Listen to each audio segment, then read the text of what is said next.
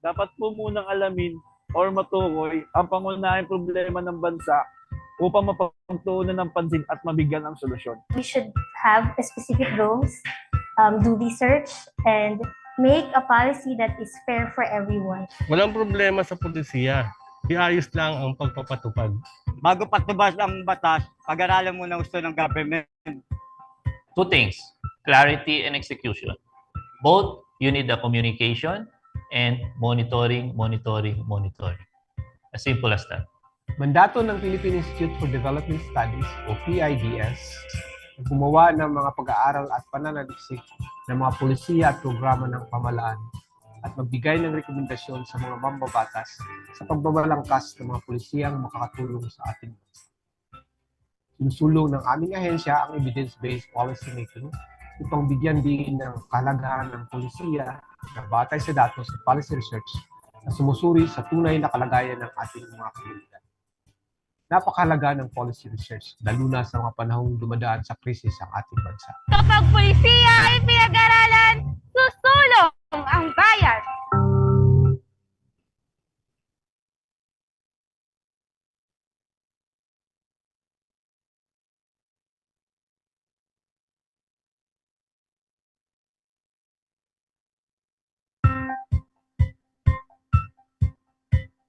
Dapat po munang alamin or matukoy ang pangunahing problema ng bansa upang mapagtuunan ng pansin at mabigyan ng solusyon. We should have specific goals, do research, and make a policy that is fair for everyone. Walang problema sa pulisiya. Iayos lang ang pagpapatupad. Bago patubas ang batas, pag-aralan mo na gusto ng government. Two things, clarity and execution. Both, you need the communication and monitoring. As simple as that. Mandato ng Philippine Institute for Development Studies o PIDS na gumawa ng mga pag-aaral at pananaliksik ng mga pulisiya at programa ng pamahalaan at magbigay ng rekomendasyon sa mga mambabatas sa pagbabalangkas ng mga pulisiyang makakatulong sa ating bansa. Sinusulong ng aming ahensya ang evidence-based policy making upang bigyan din ng kahalagahan ng pulisiya na batay sa datos at policy research na sumusuri sa tunay na kalagayan ng ating mga komunidad. Napakahalaga ng policy research, lalo na sa mga panahong dumadaan sa krisis ang ating bansa. Kapag pulisiya ay pinag-aralan, susulong ang bayan.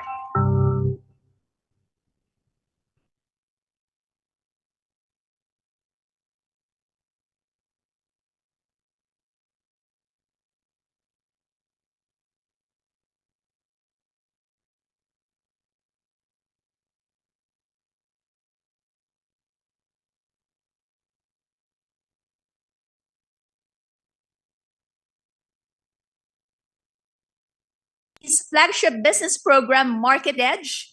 She covers macroeconomics and the financial markets, follows market-moving stories, and interviews decision makers and thought leaders in business. She has covered numerous events, such as an entrepreneur summit in India, and has interviewed investors in the United States. She was a guest of the Chinese government at some point, exploring the growth potential of the little-known but very promising Xinjiang region. She has also covered other global business events organized by the World Bank, ASEAN, and APEC. Ladies and gentlemen, Ms. Michelle Ong.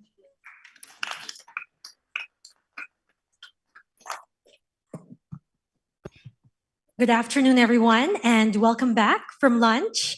Thank you all for joining us for session 3 on mitigating disruptions, navigating the dual transition for sustainable trade and industrial development. We have heard in the earlier discussions this morning that the twin, that's green and digital transitions, are extremely connected. They need each other to proceed and progress. They are at the core of where funding goes, how sourcing happens, how productivity and impact are measured on a country and corporate level. While nations around the world are erecting new barriers to trade in goods like nickel, steel, raw materials, and semiconductors, the growth of cross-border digital trade flows like e-commerce, video streaming, games, apps continue to surge. For context, It has increased fourfold since 2005, and are now valued at some $3.8 trillion, accounting for more than half of all services trade worldwide. And while that's still a small slice of the $25.3 trillion pie of global trade in physical goods, demand for traded digital services has been rising 8% each year, outpacing the growth in physical trade. And the Philippines, they say, is prime for the picking. With 108 million strong tech-savvy population, a relatively open digital trade environment, and the ambition to be a global data center hub, hoping to replicate the success stories of South Korea and India. Now let's talk about the other twin. The Energy Department has set an objective of 50% renewable energy and power generation by 2040. In 2020, it imposed a moratorium on the construction of new coal-fired plants. In 2022, there was RA 11898, or the Extended Producer Responsibility Act of 2022, obliging companies to ensure proper recovery, treatment, recycling, or disposal of their products after these have been sold to consumers. In transport, government is making a big push for higher biodiesel and bioethanol components in gasoline while setting targets for electric vehicles. Joining us this afternoon to talk about the dual transition is an esteemed panel of experts. I'd like to call them all on stage. Ladies and gentlemen, a warm round of applause for Assistant Secretary Marasigan from the Department of Energy. Good afternoon, Asec. Have a seat, sir. Anywhere. Also joining us, Ms. Rhodora Brazil de Vera, Deputy Director of the Supervisory Policy and Research Department at the Bangko Sentral ng Pilipinas. Good afternoon, Director. Attorney Alex Cabrera, of course, Chairman Emeritus of PricewaterhouseCoopers, Philippines. Hi, Attorney Alex. And Dr. Maria Sherilyn S. Rodolfo, she's member, Board of Advisors, AIM, Dr. Andrew L. Tan Center for Tourism. Hi, Dr. Rodolfo. And last but not the least, joining us from Singapore, but she's with us today, Dr. Ming Tan, Founding Executive Director for Tech for Good Institute. Dr. Tan? All right, so let me just circle around here to take my seat. So it's a 1 hour and 30-minute panel discussion. We have 5 panelists. I hope we have enough time. We will open the floor to questions later. But first, I'd like to throw in the first question for all of our panelists. Maybe give you guys 3 to 5 minutes each to tell us more about yourselves. Maybe what does the twin green and digital transition mean to you? What role your organization plays in the transition, and what are its actions? So maybe 3 to 5 minutes for your opening statements. Let's start with Dr. Ming Tan. Of course, interesting because Dr. Ming Tan will give us an outside looking in perspective. We know that the Good for Tech Institute is a think tank launched by Grab, which is quite interesting because transportation is a big emitter, a greenhouse gas pollutant. So go ahead, ma'am. Thank you so much. Thank you, everybody. And let me just share a little bit about the Tech for Good Institute. We're really delighted to be here in Manila. It's actually only our 2nd anniversary this month. And we are a nonprofit entity. We were founded just in 2021. We are seed funded by Grab. We've also in the past year been funded by Australian National University and the Singapore government. And I will share some research about some of that work that we have done. The reason why we were founded was really to think about what's the development, adoption, and governance of digital technology and technology-enabled business models so that the promise of technology may be leveraged for inclusive, sustainable, and equitable growth in Southeast Asia. So yes, transport is an emitting sector, but sometimes the bigger solutions can lie in some of the, where the problems are, right? And we're really happy to be here with PIDS.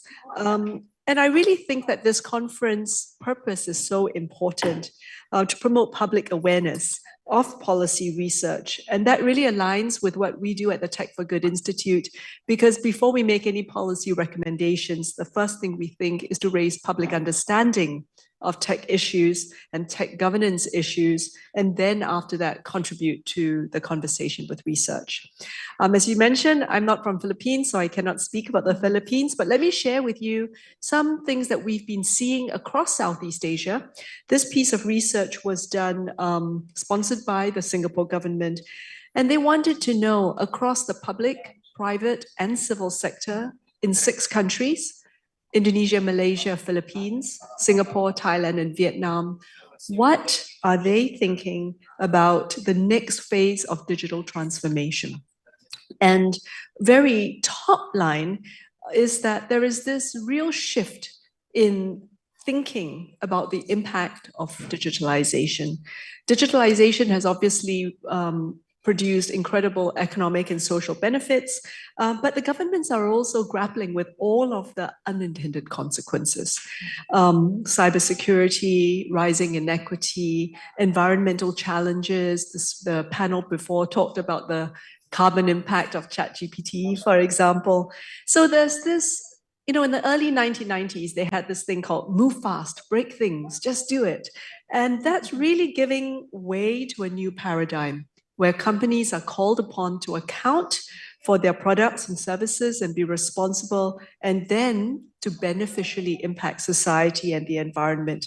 So in other words, tech for good rather than tech for growth rather than tech for good, or economic growth to sustainable development.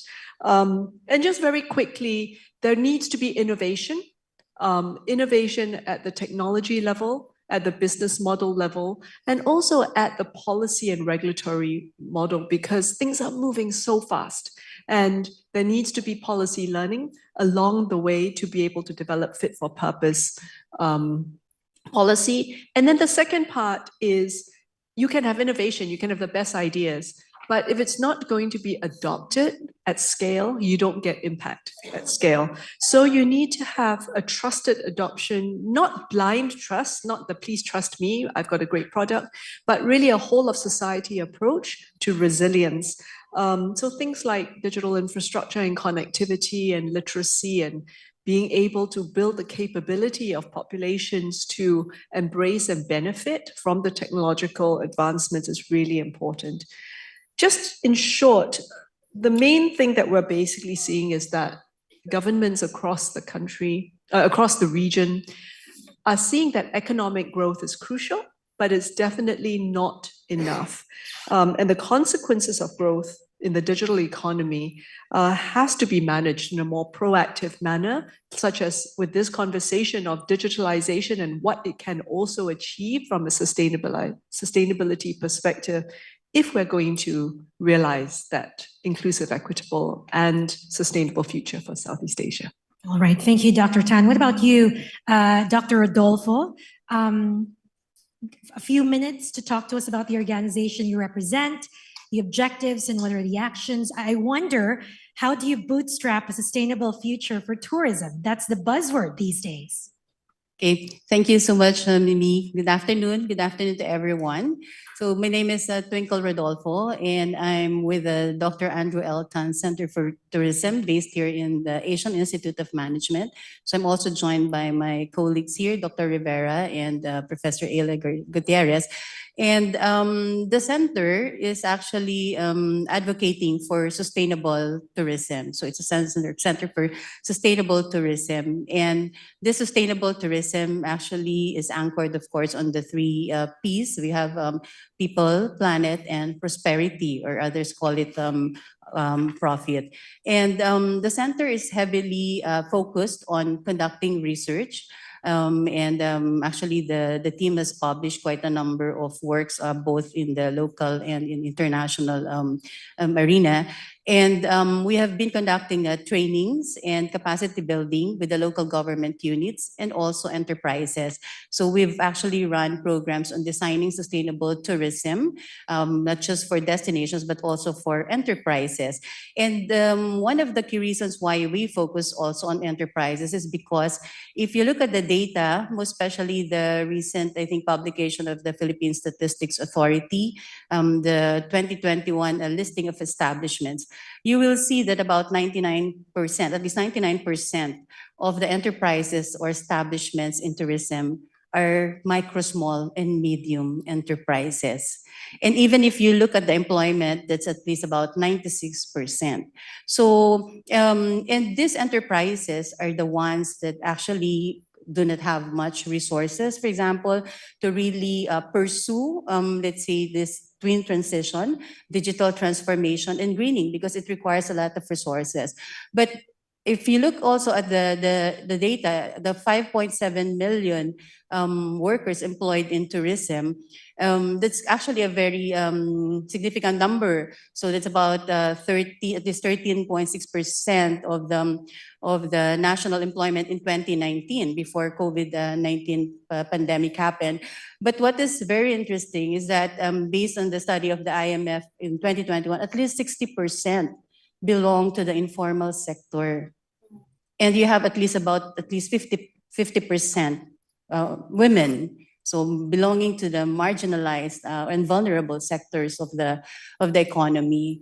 And so if we are to become successful in this transition, first on digital transformation, we really need to bring this very substantial number of workers belonging to the informal sector and in the MSMEs into the fold, meaning for them to become not just aware, but really be equipped to handle the challenges of digital transformation, because it's not easy. You have enterprise owners doing everything, in their establishments, in their businesses. At the same time, if you look also at the numbers that in our tourism industry, we have a coastal economy, and based on that, coastal tourism and recreational activities, where most of the environmental impacts actually happen, they account for, they rank third to, I think, fisheries and manufacture of fishery products in terms of contribution to the coastal economy GDP.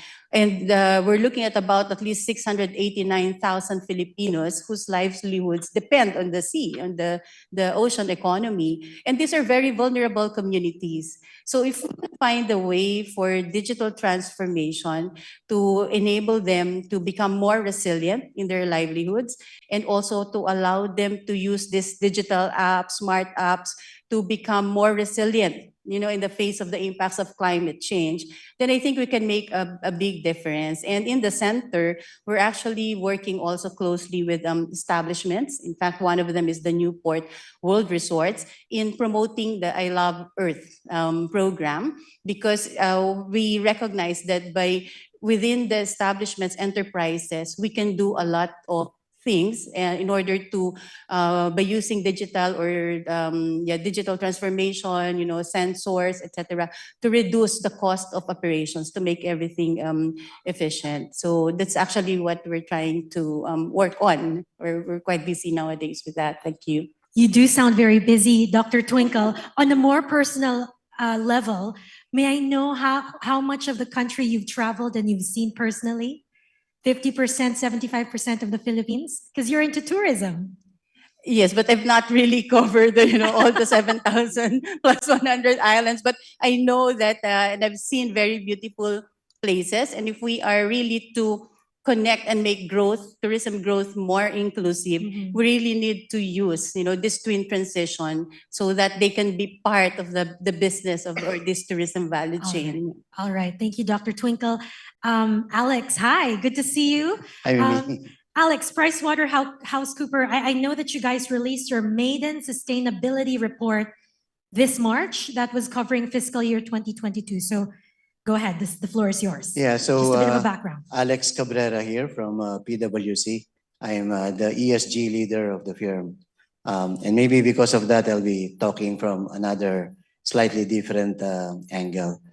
When we did this survey among CEOs, they came up with one formula, which is very, very basic, but I think it's very important. The key to success is ensuring short-term profit while managing your long-term goals.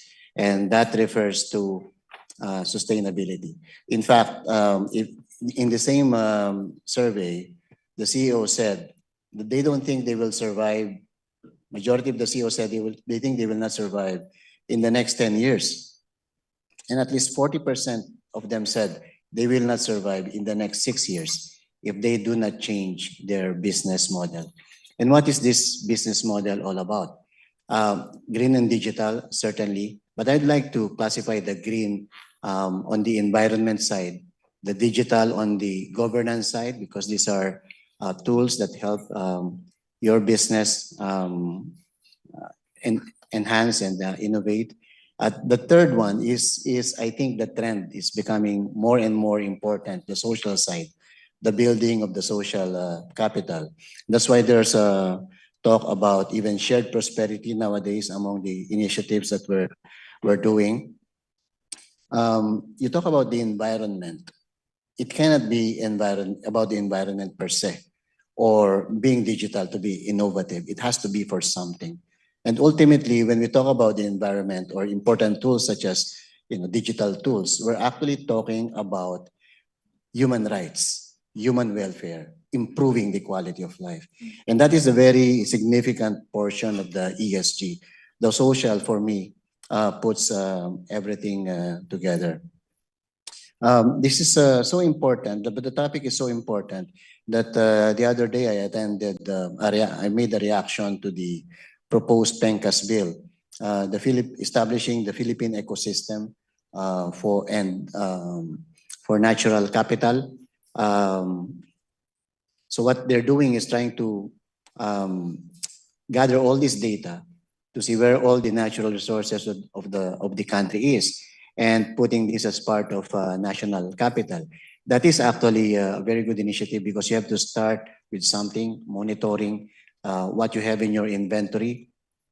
But we know that the problem is so much more than that. And the digital side can really help. If there is no execution, then we're just talking about beautiful words, like go green and go digital. But for the common person, they couldn't care less if they don't have the resources to go green or go digital. Take the case, for instance, of MSMEs. Their understanding of green is, manage their trash and maybe don't throw plastic. And I'm not trying to put down anybody, but the country is 98% micro and small enterprises. So you know that I'm talking about really small businesses as well. And when you talk about digital insofar as they are concerned, we're talking about digital payment system like availing of GCash and the sort. But later on I'll discuss what can help them. But in this journey, we are on different levels, and the good that the big companies and listed companies are doing can be negated if the rest of the companies in the country will not be following the same journey. For example, a listed company can be totally green, but the supply chain isn't. The listed companies can be totally ethical, but the supply chain is not. Now, what good will that do to the country? And I think that responsibility of big companies requiring the rest of their supply chain to comply is really challenging because it will bring up cost, and that will also deflate some of their short-term profits. But that, I believe, is the only way to go for us to be entirely sustainable. All right. Before we get to BSP Deputy Director, Alex, I want to go back to what you mentioned earlier, the Philippine CEO survey for 2023. I actually went over the report and I tried to do a bit of statistics. Climate change was mentioned, guess how many times in that report? 0. There was no word green in the report. The word technology was mentioned 3 times, Sustainability was mentioned once, and it was referring to public-private partnerships. From an outsider's perspective, what are we supposed to get? What's the message here? Well, I can give you an outsider's or other stakeholders' perspective on this. 54,000 workers were surveyed by PwC in 48 countries across the Asia Pacific, and this is what they said: 40% of their employers believe that climate change is important, or the climate initiatives are important, which means 60% they don't care.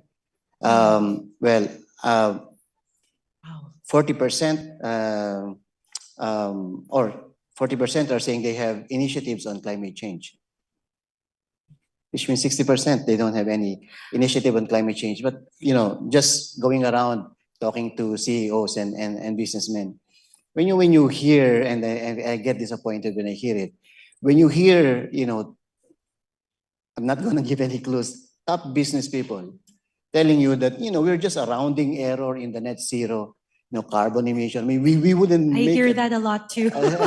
At then, we're a rounding error. But when do you begin to play your part? Okay. And when do you begin not being part of the problem, being part of the solution? All right, we'll leave it at that. BSP Deputy Director Vera, ma'am, BSP also released in July this year your inaugural sustainability report. So go ahead, the floor is yours.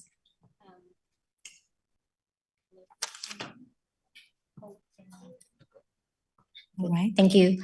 Hello, good afternoon, everyone. I'm Rhodora Vera from the Supervisory Policy and Research Department. So our group actually handles, aside from other supervisory policies governing the operations of banks, we also handle the development of policies on sustainable finance and also collaboration with counterpart regulators, both here and abroad, and also with relevant government agencies.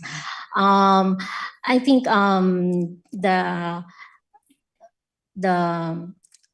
this year's the conference theme is highly relevant, and also our panel sessions topic, disruptions on trade and industry. What really comes to my mind is actually the MSMEs. So digitalization, sustainability, MSMEs, these are actually the three areas that are also one of that belongs to the top agenda of the BSP. In fact, digitalization and sustainability are one of our strategic objectives, and this closely intertwines with our financial inclusion agenda, which of course the MSMEs at its heart. So we recognize this twin transition, that it can bring immense opportunity for the financial sector, but we are also mindful of the potential unintended consequences to businesses, particularly to the small and medium enterprises. And that's why we are pursuing objectives based on these individual strategies that we have, and also at the same time benefit the vulnerable sector. And for instance, we have the BSP leads the implementation of the national strategy for financial inclusion. So one of the key desired outcome there is the promotion of a sustainable financing ecosystem targeting the MSMEs, startups, and also the agriculture sector. So the initiatives are aimed at reducing the risk and cost so that we can still provide financing to the MSME. So we think that we can do this through policy interventions, providing innovative financing mechanism, and also addressing some demand side barriers. Second is on the digital transformation roadmap, which we launched in October 2020. So we have issued policies that are key enablers for digital transformation and also for financial inclusion. It was in December 2020 when we released the framework for digital banks. So we now have 6 digital banks licensed by the PSP. So they are the ones tapping the households, So, and then we also have the open finance framework and the regulatory sandbox. So this welcomes innovative technology solutions, of course, within a controlled environment. And then lastly, we have released in December 2022 the 11-point strategy of the BSP under the Sustainable Central Banking Program. So this characterizes or reflects the roles, the varied roles of the BSP as an enabler, mobilizer, and doer in terms of championing the sustainability agenda within the financial system. And of course, one of our strategy there is the promotion of inclusive green finance, having the MSMEs in our mind. Of course, the one that you mentioned earlier, the sustainability report of the BSP, it is also one of our action points, one of our deliverables, quote unquote. And then that outlines our initiatives so far, the governance. It's actually a tone from the board, from the monetary board, and also, and it's supported by actually members of the BSP from different units. So, you know, BSP is a big agency and we are, how many employees do we have? So we need full force to really roll out this sustainability agenda, not only within the financial system, but also within our organization. Thank you. Director, is it true that some companies are having a hard time taking out loans from big banks when the project is a coal plant? Is it true? First, we should be mindful of the economic activity in the country. So in our regulations, we encourage the banks to revisit their strategies, their business models, following, of course, the sustainability principles that they will adopt. And in our regulations, we encourage them to increase progressively their loan targets to green or sustainable finance because, of course, given our also circumstances, domestic circumstances, and we do not say that banks should de-risk companies because from financing, because this will have an impact also to the MSMEs, which form part of the supply chain. So they can finance, but they should have justification or a policy that support this decision. It was a listed power company that said that they were having a hard time taking out loans for a coal project. Speaking of power, Asec Marasigan, your boss, Energy Secretary Popo Lotilia, has time and again constantly said this thing. He says, any green transition, especially for a developing country like the Philippines, needs to be a just transition and should not transfer the burden of climate transition to an already overburdened Philippine population.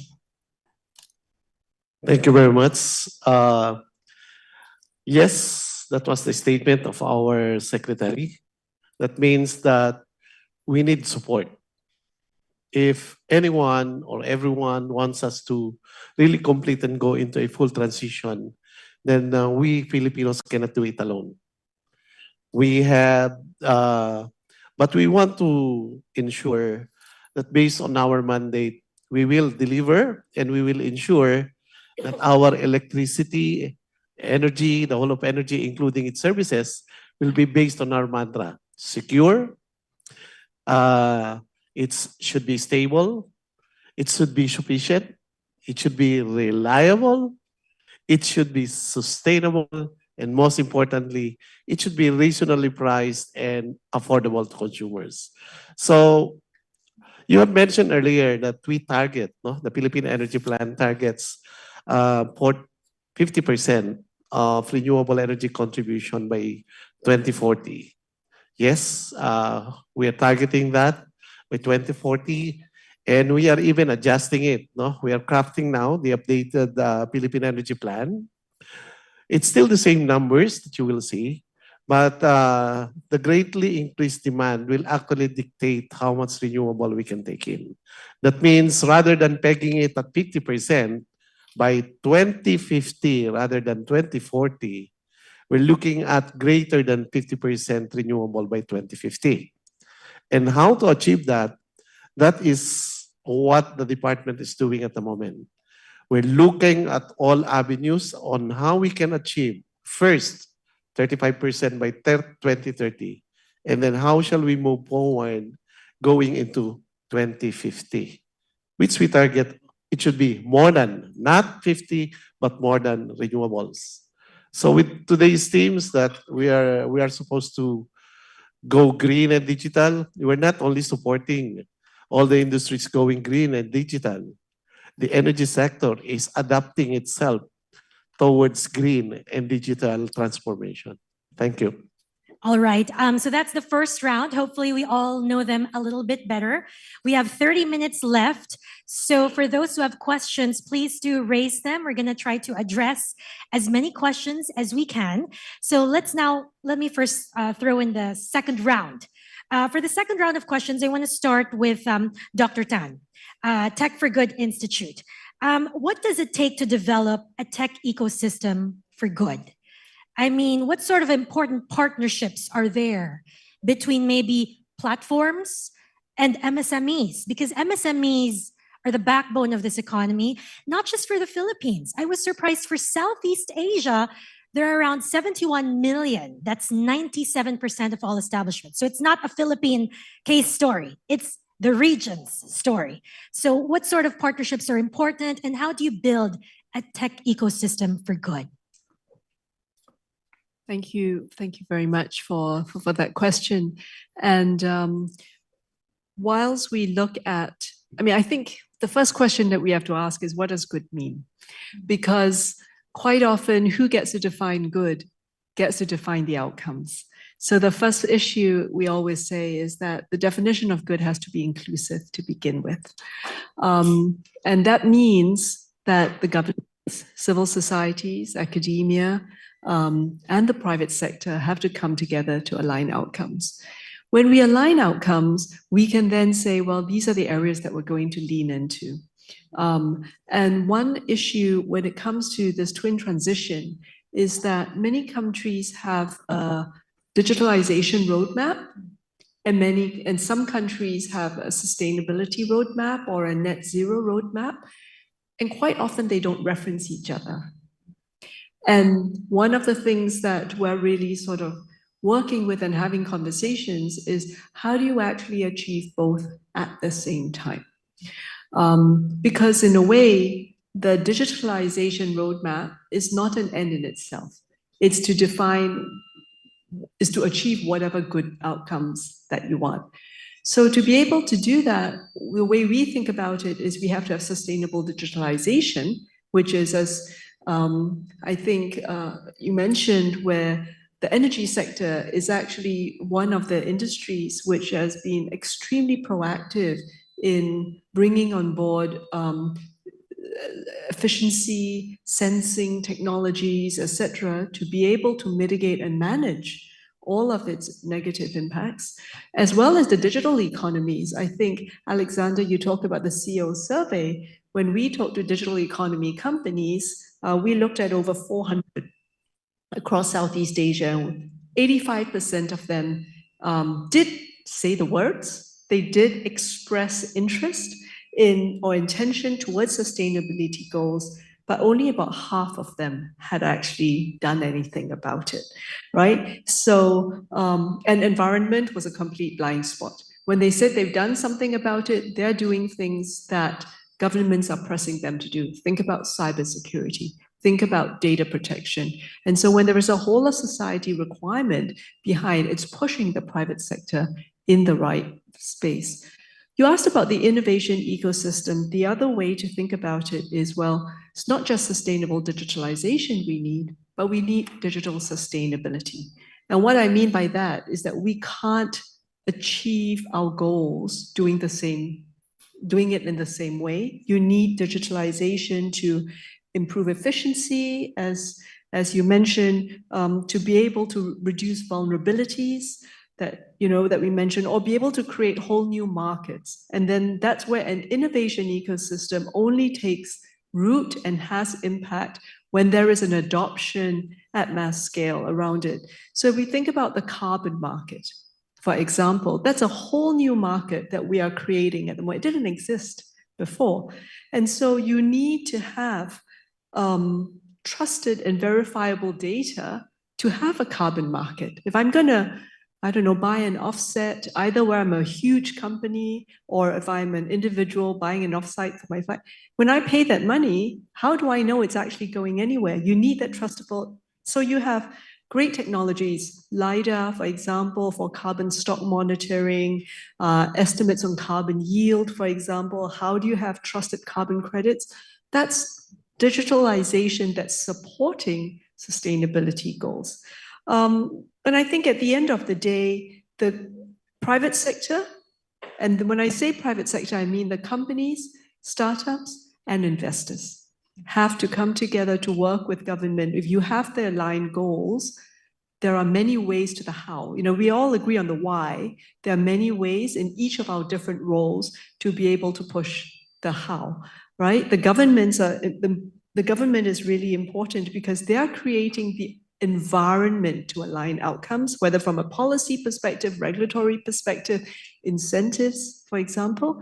But the companies can actually bring solutions to market, sometimes faster and at a much greater pace.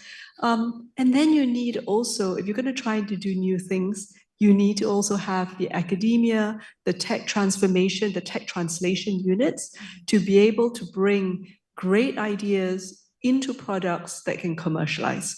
So it takes all of these different people, cross-disciplinary, different ways of thinking.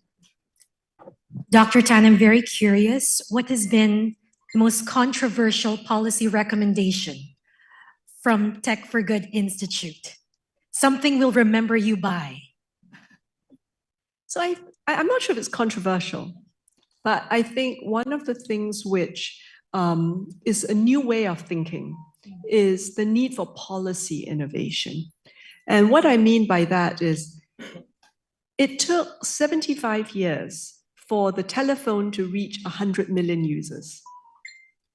It took Threads by Meta 5 days to reach 100 million users.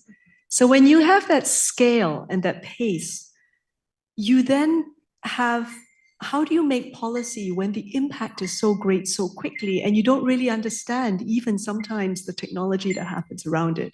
So I think it was a BSP, my friend from BSP, who mentioned regulatory sandboxes. For example, regulatory sandboxes working together with industry to have governance mechanisms through industry associations. For example, how do we close that gap between knowledge, information, and data that sometimes today is sitting in the private sector more than in the public sector? How do you create those areas, opportunities to learn, and then be able to govern technology and its impacts in ways which are complementary to policy making, that can maybe be a little bit faster, can be a little bit more iterative. So I think that's an area which governments that we have spoken with across Southeast Asia 6 are extremely excited about and interested to learn. And then the last thing, the reason why you need policy innovation is, if you think about, the internet was created effectively through, with NASA research at the beginning. The reality is, over the last 3 decades, public spending on R&D has plateaued, but it has tripled in the private sector. And so you have privately funded R&D. So you need to have that open conversation between the private and public sector to be able to create great policy that balances the need to protect society and protect national interest, and yet still create the enabling environment for innovation. Thank you, Dr. Tan. You mentioned BSP earlier, so we go to Deputy Director Vera now. Director, how are banks helping green MSMEs? How are you guys helping foster green entrepreneurship, so we all build back better, greener, and more sustainable. Are there special programs to help MSMEs in this transition? Because these are companies that are small, these are smaller players who face expertise and capacity gaps, who have much shorter runways, considered oftentimes higher risk borrowers. Banks, of course, they play an important role in providing the financing for this type of entities, but they also have to equip themselves. They should understand the risks that they are facing and also the effectively managing those risks. And the BSP provides an enabling environment, providing the risk management guidance to this bank so that they can manage the risk effectively. They can understand the risk, manage the risk, and then that's the time that they can, should I say, design programs for this type of groups or businesses, given the inherent high risk involved. But as I mentioned earlier, there are also initiatives of the BSP to provide financing to this vulnerable group, the MSMEs. And also during the pandemic, we have provided actually reliefs or incentivized banks so that they can extend the same relief or benefit to this to the MSMEs. And some of those reliefs are still standing at the moment, and so that we will not just abruptly cut the financing to this type of entities. But on the demand side, I think we need to also, well, it takes a multi-stakeholder collaboration to actually increase awareness of our MSMEs on the environmental issues, on the digitalization opportunities, and we need to support them and capacitate them so that they can increase also their resilience. Thank you. Yeah, because a Tech for Good Institute report from 2021 showed 60% of MSMEs said they were unable to obtain loans from traditional financial institutions. So there's a very big gap there. You mentioned whole of society approach. Attorney Alex, what do you think? Do you think the private sector should lead the charge here?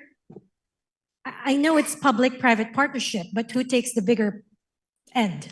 Well, the private sector will always be the main force behind it. But just commenting on that earlier question, because I know something, the DTI with the National Development Corporation, they're trying to, well, I think they already have, they're just harnessing this platform for use of MSMEs to help them have an e-commerce presence. Oh, that is wonderful. If they don't charge for it, and I don't think they will. They've consulted me on what can be done about that. I hope it really happens. It really pushes through, because it's like magic. It's what the MSMEs, the micro and the small need. The medium, they can even pay for that already, but the small ones, as I said, they only have this GCash. Sorry for mentioning GCash, the payment. Not platforms. a paid ad. Not necessarily. Yeah. No, the private sector, the public-private partnership, certainly. But I think it's going to be out of compulsion more than anything else. And I can explain. Like, for instance, the Code of Corporate Governance applicable to publicly listed corporations. There's a list of things there that they're required to do, including sustainability reporting. Now, you would say that sustainability reporting is not a requirement on non-listed companies or corporations not vested with public interest. But there's something going on, and maybe in 2024, it's going to come out. It's being crafted by the Philippine Sustainability Reporting Committee, created by the PRC and the Board of Accountancy. And what this is doing is it's trying to tailor the global sustainability reporting requirements to the local setting. Now, that includes a report on climate impact of the business.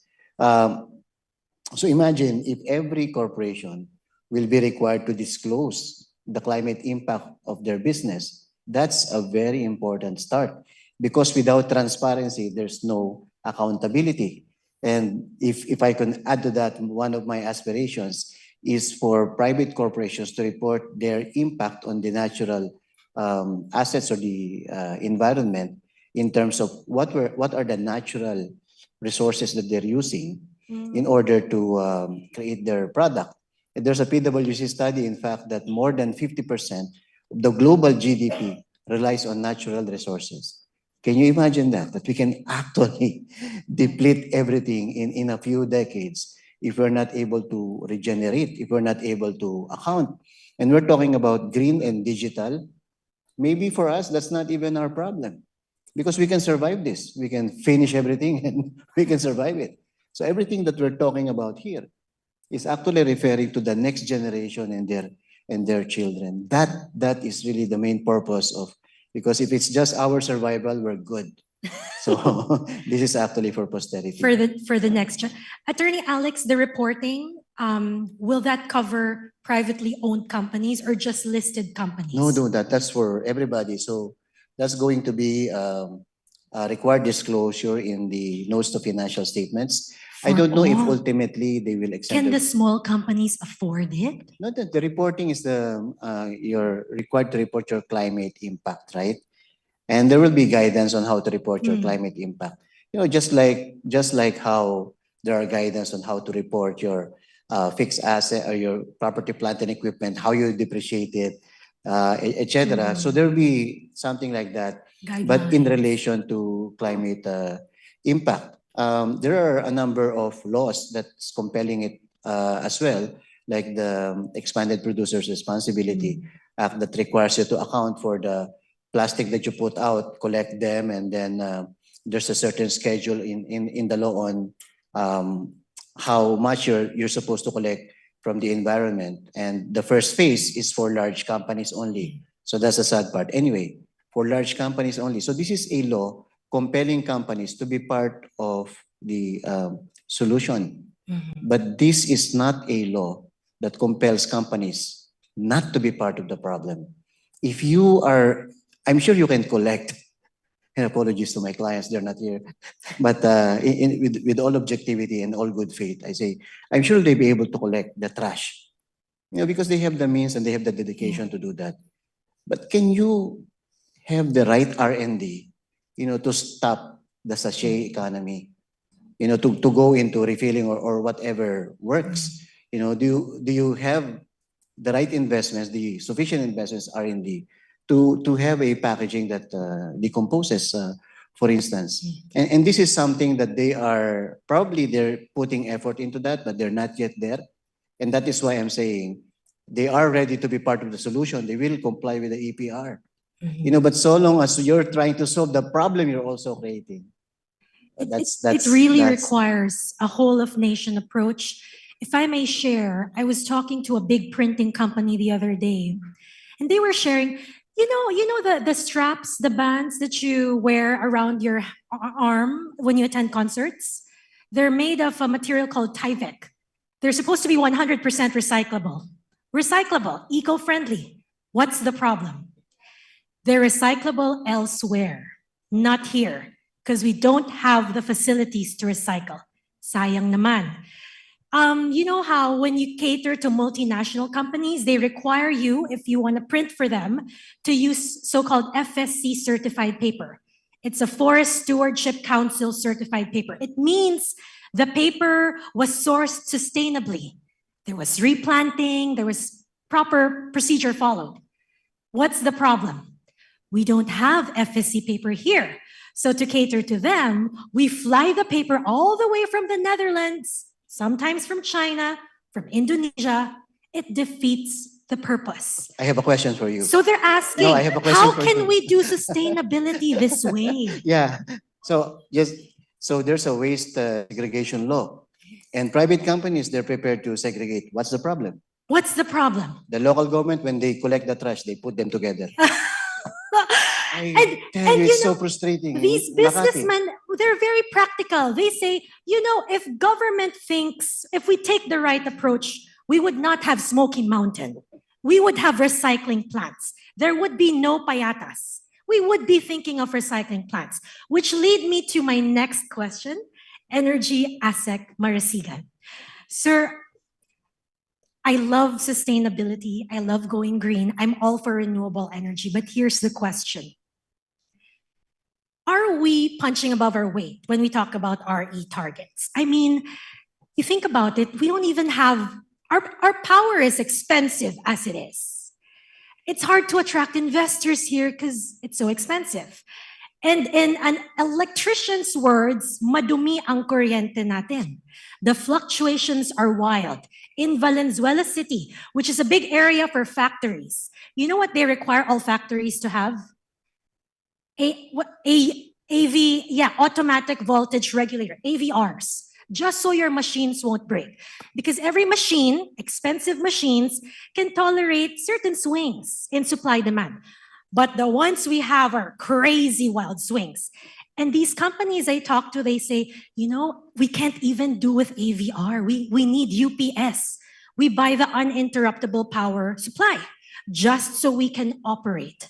So the question is, should we even be talking about RE at this point when we can't get the base case correct? Well, that's a very nice question and very difficult to respond. Well, what we see in terms of electricity, now I'm discarding the issue on the total energy, but electricity alone. We're only looking at the power plant, the generators. But there are always three systems. We have the generation component, the transmission, and the distribution. You said Valenzuela, right?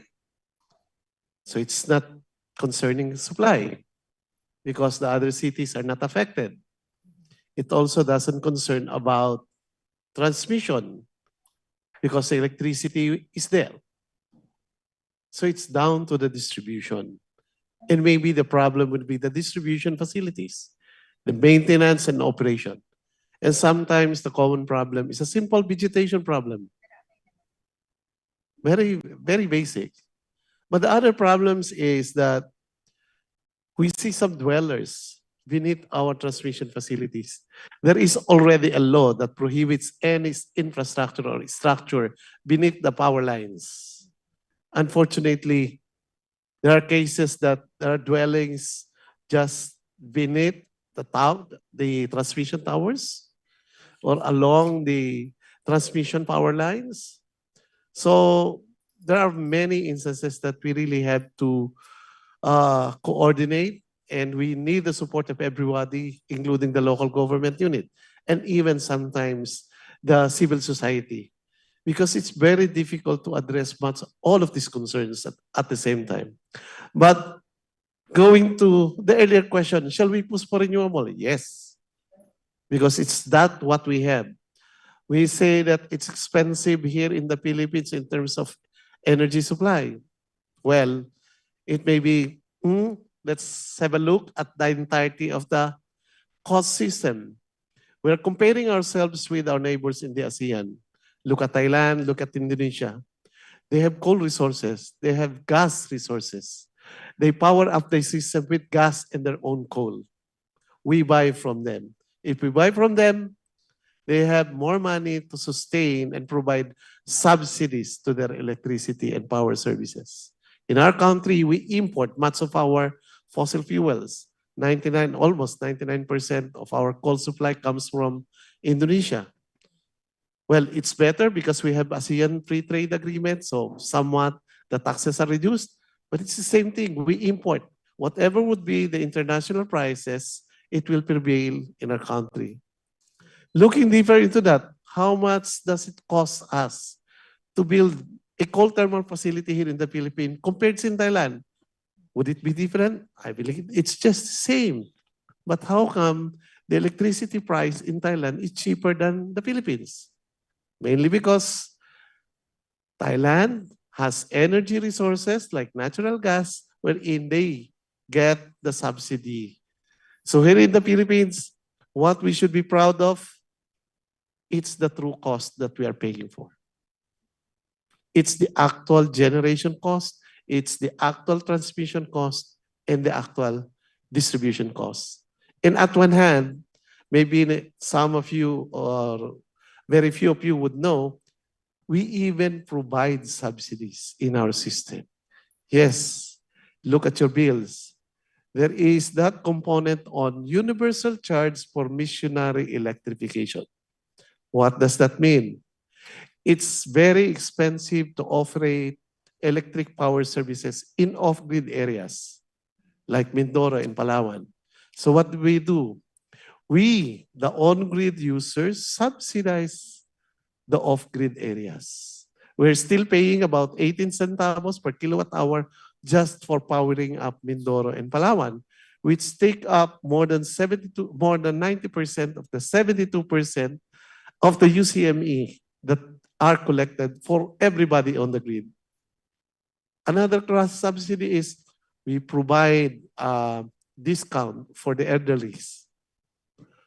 Yeah, that's also being paid for by we, the other consumers, who doesn't have the dual citizens yet.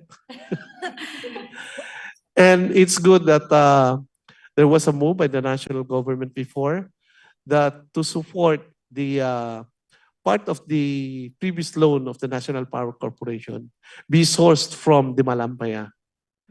So that's why one of the components of our stranded costs from the previous operation of our electric power system is being handled or being paid for by the Malampaya Fund or our earnings as government share for the development of our Malampaya natural gas. So it's very difficult to compare the energy services in other countries in the Philippines. In fact, in Southeast Asia, there are only two countries that have deregulated power industry. It's Singapore and the Philippines. So, yes, I would like to reiterate that we are paying for the true costs, but the other countries, they are subsidizing their energy sector. Thank you. So, Asec, where do we go from here? Yeah, where do we go from here?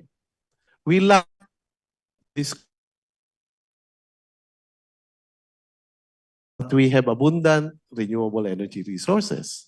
So that's the reason why we target 35% and 50% renewable energy contribution in our energy mix by 2030 and 2050 respectively. But the difficulty is how can we achieve that? So we are now preparing all the policies, all the mechanisms that will make us attain the 35% target. For example, we have already issued the coal moratorium. So that means we need not look forward to more coal facilities. There will be very limited that will be allowed because they were previously allowed. But there are characteristics in terms of power supply coming from our renewables. And without these mechanisms, we cannot move into the entire renewable energy system. For example, yes, we have abundant lands that can be used for solar power, but we may be competing with the agricultural sector in terms of land use. Again, we diverse. We go to the marine lakes. So we are now promoting floating solar technologies. So address one of the problem. But these facilities are generating only during the daytime. How about the nighttime? Yeah. So we use batteries, you say batteries. But can we have sufficient batteries to support that next 12 hours demand during nighttime? And what is the appropriate time for us to charge the batteries? It should be the daytime. So we have solar. So we have to double our development, our solar power development. One is to charge the batteries and the other one is to generate for power supply. So we have to address this. Ample or more.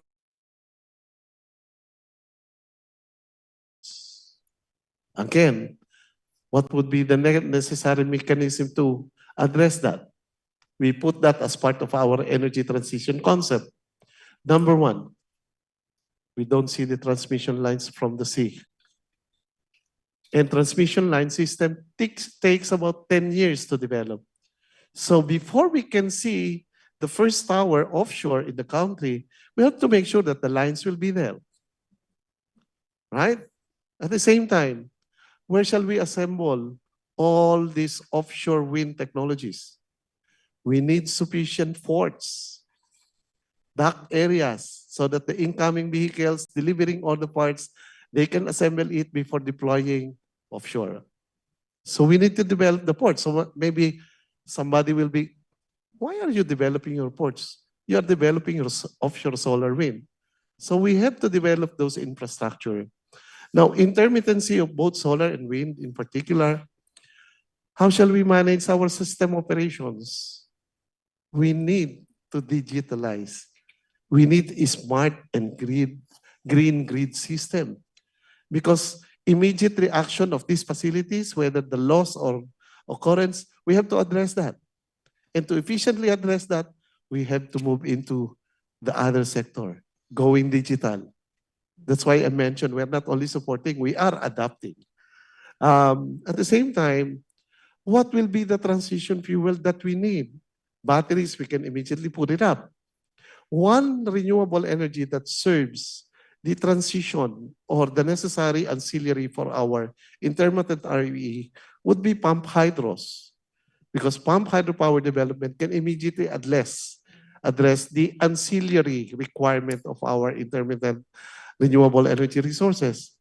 But here in the Philippines, how long does a pump storage hydro be developed? It takes us 10 or even 15 years. So does it mean that we have to wait for that 10 to 15 years before we can start developing more of our solar and wind resources? No, we have to find other mechanisms. We have to find transition fuels and adapt technologies. So we look into the coal plant itself. Can we now start innovating our coal thermal facilities? One, can we repurpose it? Can we co-fire coal with other fuel technologies like biomass? They're doing it with ammonia. Japan is doing it with ammonia. We are doing it with ammonia. Then moving forward, can we use hydrogen? So where shall we source hydrogen? Now, our offshore wind resources, based on initial study, will not only power up the Philippines, because we have more than sufficient offshore wind resources. What can we utilize it for? Well, we can have offshore hydrogen jet production. So everything in coordination, but we have to set all the policies, all the mechanisms now. We have one target, that is renewable energy, but other targets will come in as the necessary support towards our goal for renewable energy. Going green, definitely 50% by 2050. There you have it. All right. Well, we'll hold you to your word, Asec. Speaking of digitalization, I want to go to Dr. Twinkle. And I want to ask the audience here, if any one of you is familiar with a province called Thanh Hoa. Thanh Hoa. It's a little province in Vietnam. It's being used as a model province for tourism, digital tourism. And why should we care about this province? Well, this little province in north central Vietnam is just about to welcome 12 million visitors this year. And we're not even sure Philippines can hit 4.8 million this year. So what this province did was they're trying to digitalize artifacts. Accommodations are all digitally accessible. Every tourist who arrives, can use an app, a smartphone, to get a 360 view of the place, what to check out. 12 million is not a joke. So I wonder, are we digitalizing to push, or are we doing the manual, old-fashioned, traditional way of promoting still? Okay. Thank you, Mimi. That's actually a very challenging question, but let me just say that first, there are ongoing initiatives to begin with in order to digitalize actually the certain different aspects of the customer experience. So if I may use, let's say, the framework of the seamless journey for a traveler, I agree with you that actually this transition, the digital and green transition, is very important, not only when the visitor is already here in the country, but more importantly, from the time of procuring that visitor, which means that I agree that there's much more that we can do in, let's say, integrating, let's say, gamified marketing strategies, using mixed, reality, AR, augmented reality, and the like, in order to excite the visitors, most especially those who have not yet visited the country, the Philippines, at all. So this is what we call bona fide or first-time travelers, because we've seen in the data that we really are quite good in getting repeat visitors, but we know that the market is still very large out there. So if we're talking about competitiveness, it's really finding ways to enable our enterprises to get a bigger share of the pie out there. But I'm not talking about just the volume. Yes, volume is important, I agree. And I think given what we can offer as a country in this a very beautiful archipelago, we can. There are a number of areas that can still, accept the volume. But I think the digital and the green transition provides us a very good opportunity to start changing the narrative of tourism development in the country. That with this transition, we can actually get a bigger share of the pie in terms of the revenues or the receipts and the expenditures. So if going back to that framework of seamless journey, so from the time that the consumer starts to explore, places that can be visited, we can already make a very a significant impact there through all these smart and digital applications. And then the journey will reach, or the visitor will reach the destination where we need actually integration of transportation services.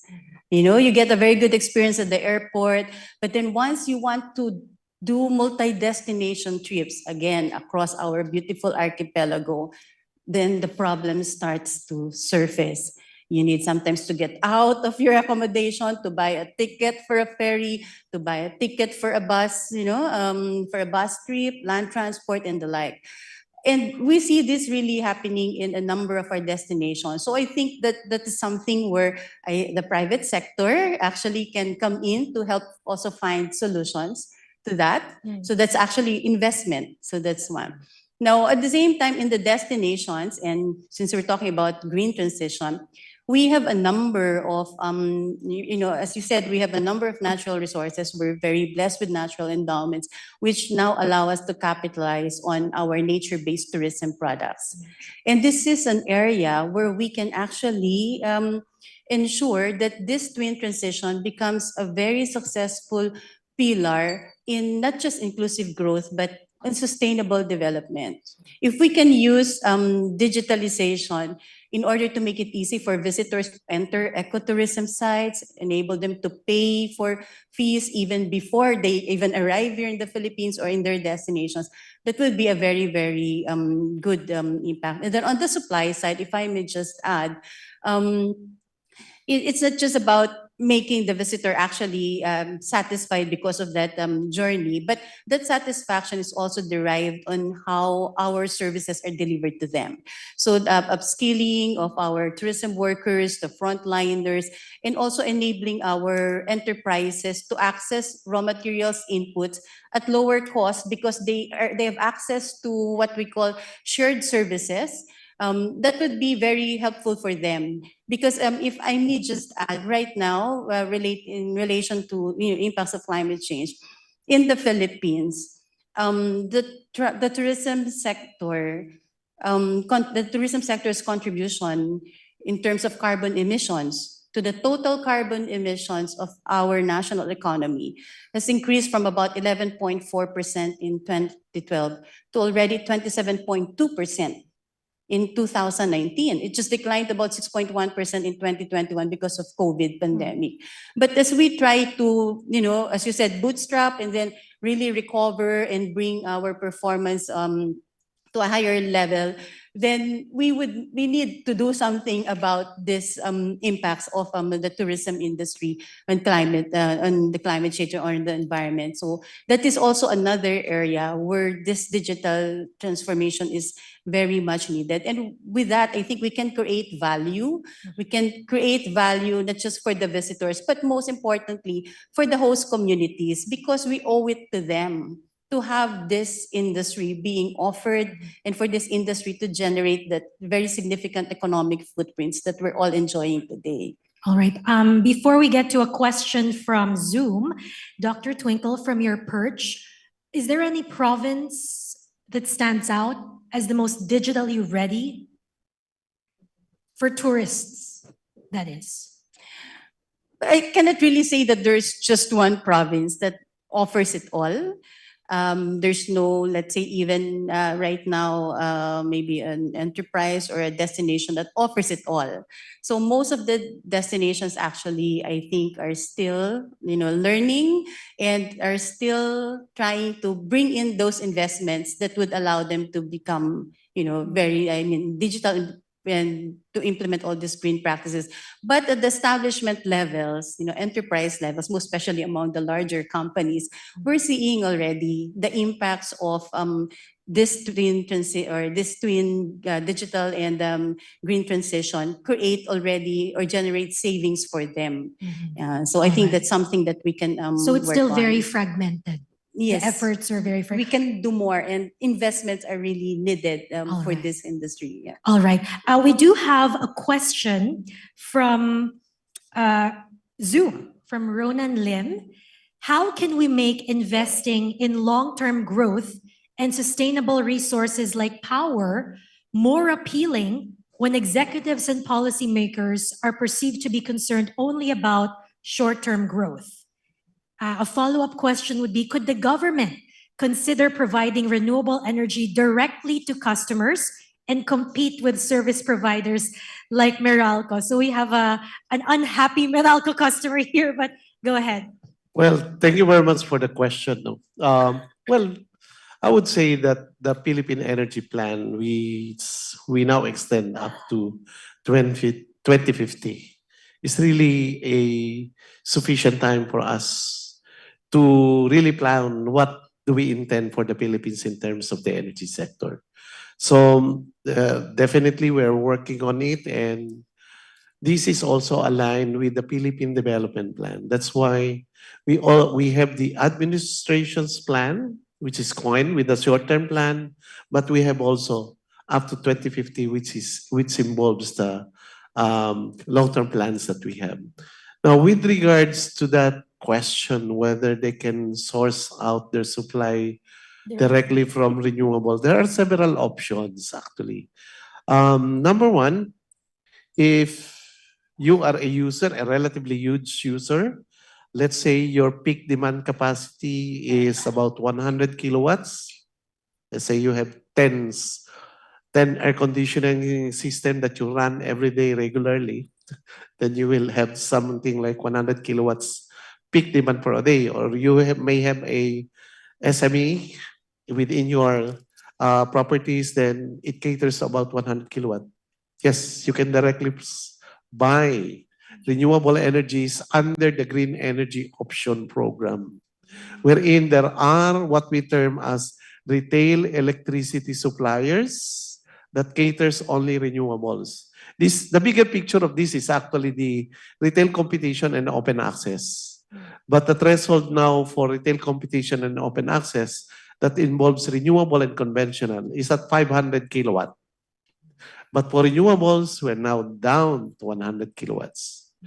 Now, the Energy Regulatory Commission has also issued the policy, the rules and regulations pertaining to distributed energy sources.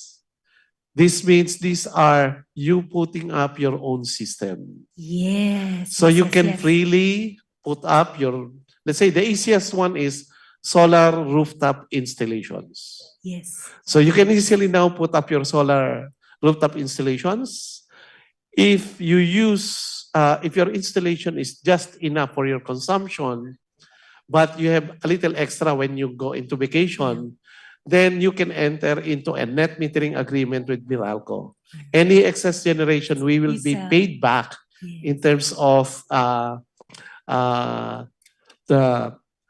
paid back based on the acquisition, the supply cost of Meralco.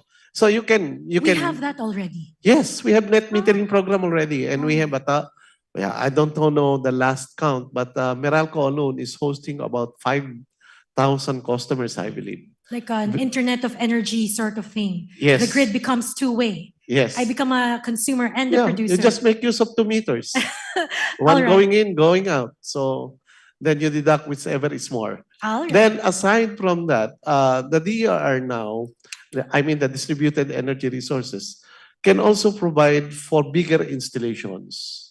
There are business models that are covered by the ERC issuance, wherein the property owner can lease the rooftop for a power generator. The power generator now can serve the requirements of the owner, or they can sell it to the grid. There is also a business model wherein the owner of the property leases the rooftop. The third party operates and generates the electricity, but solely for the use of the generator or the property. And the third one is, we make use of our own generation. So it's a self-use generation. These are already available. Now, going beyond, if you go beyond 5 megawatts as your peak demand, regular peak demand, you can directly buy from the generators themselves. All right. Attorney Alex, you talk to CEOs every day. What is the sense you're getting from them? Do they sound gung-ho about investing in clean energy, the green transition? Well, certainly everybody understands. In fact, there's data collected by PwC. We need investment in batteries 105 times more. So if you're looking for investment hotspot, you invest in batteries for solar energy or wind energy, for instance. I think the CEOs now are more accepting of the fact on accepting the initiatives on climate change. Of course, the digital transformation went ahead, but they are embracing this more and more. And as I said, the issue really now is how do you push this into the supply chain. All right. We'd like to encourage everyone to please join the conversation. If anyone in the room has questions, please just raise your hand. We would be more than happy to accommodate questions, comments. All right. So we have about 5 more minutes left. So I'm going to throw one more question here, then give you some time to maybe think of your question. But here's my question. Oh, we do have one. Hello. All right. Hi, ma'am. So please identify yourself and please direct your question to the panelist you'd like to ask. I'm Violet. I'm a social responsibility specialist of nature awareness and conservation NGO. Can I offer a solution to the tourism carbon emission increase? Can we do like 1 tourist, 1 tree planted solution per tourist? If we want to contribute to decreasing of carbon emissions, especially we can get mangrove as a best carbon sequestration, especially those beach goers. Solution. Or more. Or the birthday tree planting, legacy tree planting, like you plant a tree according to the age you want to live. I like that idea. That's a good one. Lower the carbon. So we have this study in Ilocos, freshwater mangrove. So actually the mangroves are saltwater. So right now we are going to make it freshwater, which is successful, and bring it to the urban area to absorb the urban carbon pollutions. Yun po, solutions. All right. Dr. Twinkle, your thoughts? Yes, it's actually one of the solutions, and just my own perspective is that there are different market segments, and of course, there are those who go for, let's say, regenerative tourism, or who come here, let's say, for volunteers. You have scientists, academicians, volunteers, and the like. There are specific market segments that would really initially embrace or readily embrace those kinds of solutions. So I think we can start with those kinds of market segments, because there's some market segments that may not be readily or that may not have very high level of readiness yet for, let's say, even imposing or mandating those kinds of solutions. But I think we can eventually get there with awareness generation, and again, the value creation. If we can really, it's like due diligence from the OECD framework of due diligence, like know and show. We have to know our impacts on the environment, and then recognize that if we can create, let's say, products that would be sustainable products, then we can show it to the world, and then that's where our different market networks out there can actually help us. And yeah, I think that could be pursued. All right. We have more. All right. Microphones will approach you. Yes, sir. Yes, good afternoon. Manolo Kingdom with the Congressional Policy and Budget Research Department. I'd like to commend the DOE for actually pursuing reforms in the energy sector with EPIRA. But nonetheless, we need to continue reforms under EPIRA and amend EPIRA. There are now proposals to amend EPIRA. And these proposals should actually focus on, one, strengthening regulatory institutions like the ERC and oversight agencies. And of course, power is such a heavily taxed, multiple tax industry. We tax systems loss, even for electricity we're not consuming. You should only tax those which you consume, but we're taxing systems loss. We're taxing capex. We're taxing lifeline rate. And from 2011 to 2021, until ERC suspended, we were actually paying for the franchise tax of the NGCP. Now it's good that ERC is now listening. NGCP has the capacity to pay its franchise tax. We paid 14.9 billion over 10 years by our computations, and it's earning. It has the capacity to pay. We have our problem with transmission. You have your congestion problems with transmission. We should have strong oversight over our transmission system. We should pursue retail competition at the lowest level. And of course, if we have the strong institutions like ERC, who should have the ability to withstand political pressures in regard to the regulations, good now, they're starting to do it. So I believe much still needs to be done in regard to continuing reforms in the power sector. And you're right, we are reflecting the true cost because we're not subsidized. And that was the result of EPIRA. Thank you. Thank you for that, sir. Asec, quick comment, or we're just going to count on you to carry on with the reforms? Yeah, thank you very much for all those acknowledgement and recognition of what the DOE is doing. We will continue providing the support, particularly the enhancement of the capability and capacity of the Energy Regulatory Commission. Rest assured as well that we are consulting our stakeholders in pursuing the different amendments of the Electric Power Industry Reform Act. So again, thank you very much, sir. All right. We had one more question earlier. Yes, sir. Hi. Hello, I'm Merwin Salazar from the Senate Economic Planning Office. I'd like to take off from your conversation about the ease and the cost of accessing the country by the tourists from other parts of the world, and the need for integrating the different services in the tourism industry, for instance, transportation, accommodation, and other services. And we know for a fact that aside from the ease and the cost problem, there's also the basic problem of the lack of infrastructure in the country, which is a major problem affecting investment. So my question, and there's also, going green and digital by the different industries have received resistance, especially from the MSMEs, the small businesses. And there's a reason, I think, for the resistance, maybe the inability to adopt or the lack of capacity to adopt.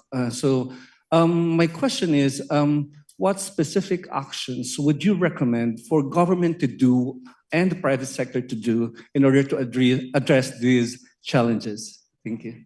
Thank you, sir. Who would like to take that? Maybe Dr. Twinkle and then Dr. Tan, maybe you can share some perspective. All right. Thank you.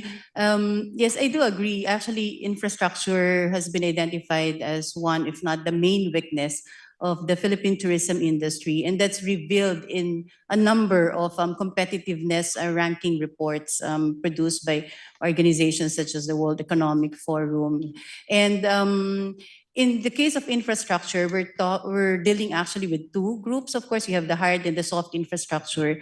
And in the case of the hard infrastructure, we're seeing actually already like modernization, expansion of most of the gateway entry points like airports. But we actually have significant gaps in terms of destination infrastructure. And this is where we need those investments, because without these investments, let's say in water, sanitation, solid waste management, enabling, let's say, communities and establishments to adopt circular economy so that we reduce the waste that we divert to the landfills. If we don't have those kinds of investments, we will not enjoy, or our future generations will not enjoy sustainable destinations. So I think that is one area where the government can really focus heavily, both national and local governments. We do understand that local government units are oftentimes expected to invest in these types of destination infrastructure. But if you look at our vulnerability maps of tourism destinations, the poorer or the poorest communities and LGUs are the ones that really don't have the funds to invest in these types of infrastructure. And they are the ones that actually have strong potentials to be part of the tourism business. So they need that kind of assistance. And then in the case of how MSMEs could actually enjoy or become part of, let's say, all this value chain upgrading. There are three, or at least two ways that I could identify. And actually, if there's a work actually done already by Professor Ramonet Serafica, they did a study already on the services sector. This deals not just with product upgrading, but even process upgrading. I do agree with you. I mean, some owners are not just aware. Second, they're just afraid. Third, they don't know that actually going through the verification process will be good for them, because there will be safe and secure payment systems later on. So that's just one level. The second is the availability of, for me, shared services, because it's costly for each MSME, especially micro, to invest in all these digital applications, softwares, and the like. But if they could access, let's say, a common platform that could eventually help reduce the cost on their part as an individual establishment through these regional inclusive innovation centers that I believe that government agencies such as the DTI is investing into or planning to invest into, then that would be a very big help. And you'll be surprised that even owners have to deal with how to even just send email, acknowledge, booking requests or queries and the like. So I think that that's an area that could be looked into. Thank you. Dr. Twinkle, may I just add, many of the small businesses are hesitant to register, to go into the fold, as you say, with government, because some of them, as I spoke to them before, they said, once I register, there's suddenly a target on my back. Suddenly the government will come after me. There are so many regulatory approvals to deal with, so many paperwork. I'm not even making enough at this point, and I'm gonna have to pay for so many things.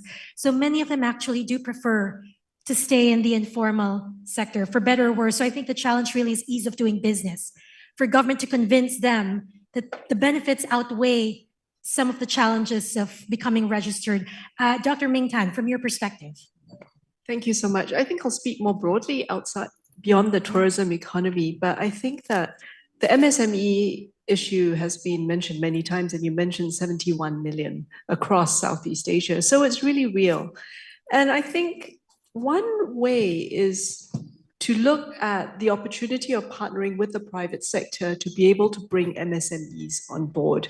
And here in the digital transformation of MSMEs, we can see that happening. Whether you are a small food vendor who is able to now market via Facebook, for example, or on Google Business, for example, or on Grab,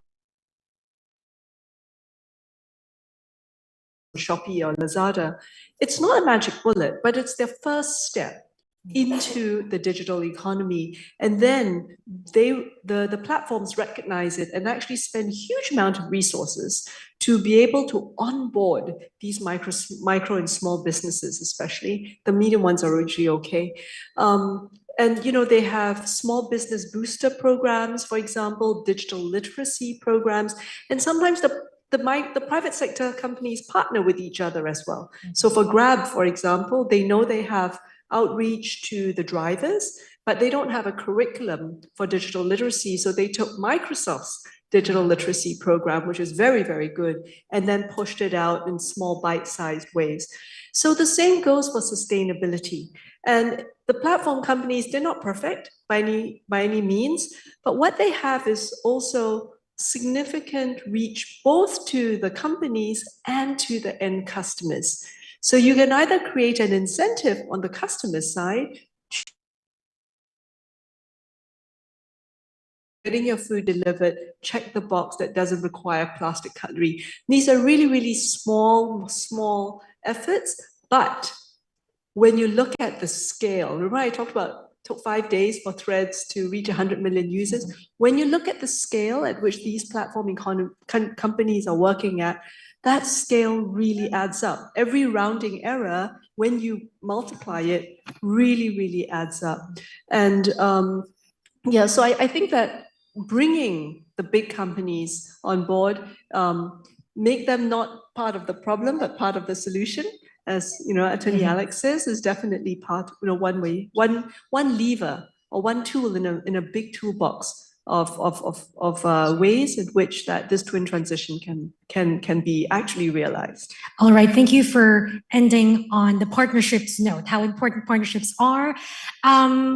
We're about to wrap. We need to wrap up. The organizers have been calling my attention, but just one quick final word from everyone.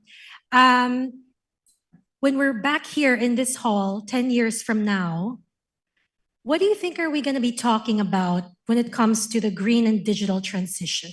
Just one word. What are we going to be talking about 10 years from now? It's the same cast of characters. We're all here. What do you think will be the topic then? Just one word, no need to explain. I'll give you 30 seconds. In the meantime, I want to get a pulse of the members here. Where you think the Philippines is when it comes to the green and digital transition? Are we 80% of the way, 90, 70? If I could get a raise of hands, who thinks we're 90%? National, the Philippines. 80. 70? Come on, people. 60. 50. 50? 50 is good. Okay, we're seeing hands. 40. 40. 30. Wow, okay, 30. And this is coming from experts who are saying we're 30% of the way. 20. There's one. 10. All right. Lots to think about. That should make everyone here think why we view ourselves this way, what can be done to change it and to move things forward. In the meantime, fast forward 10 years from now, Dr. Ming, what will you be talking to us about? Just one word. Integrated. Integration. Dr. Twinkle? Elevation. Elevation. Attorney Alex? Quality of life. Quality of life. Director. Resilience. Resilience. Resilience and Asec. In energy, AMI or automotive metering infrastructure. That's a very long, but we'll forgive you for that. Thank you very much, ladies and gentlemen. A round of applause for our panelists this afternoon. All right. So we have, since we went over time, we'll still have coffee break, right? Yes, we still have Yes. coffee break. 15 minutes at the Fuller Hall, just right across, just beside this room. We'll see you back here at 3:25 for session 4. Thank you.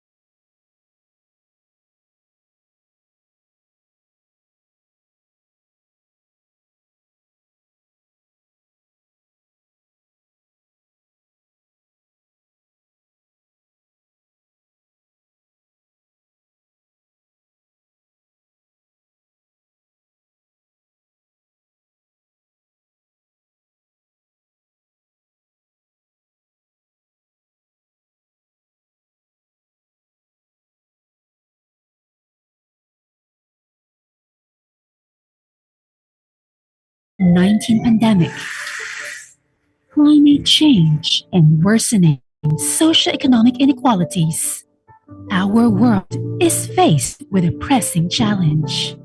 What should we do to preserve our planet while realizing a sustainable, inclusive, and prosperous future for all? As more intense weather phenomena and disasters occur more frequently, pushing the poor and marginalized sectors deeper into poverty, countries are responding to the challenge of climate change.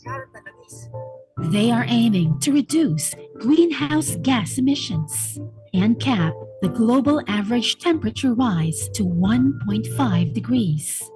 There is also a growing realization of the need to transition to a green economy by shifting to smarter production and consumption systems. Meanwhile, the adoption of digital technologies has progressed rapidly, especially during the COVID-19 pandemic. Public and private sectors are increasingly using advanced technologies like artificial intelligence, sensors, GPS, big data, Internet of Things, and blockchain to deliver better service, improve productivity, and expand trade. In short, the world is experiencing a twin transition or dual transformation, a dynamic shift encompassing two pivotal and concurrent processes: green transition and rapid digitalization. This year, the Philippine Institute for Development Studies and its partners in the Development Policy Research Month underscore the twin transition as the way forward for the Philippines to achieve sustainable and inclusive development.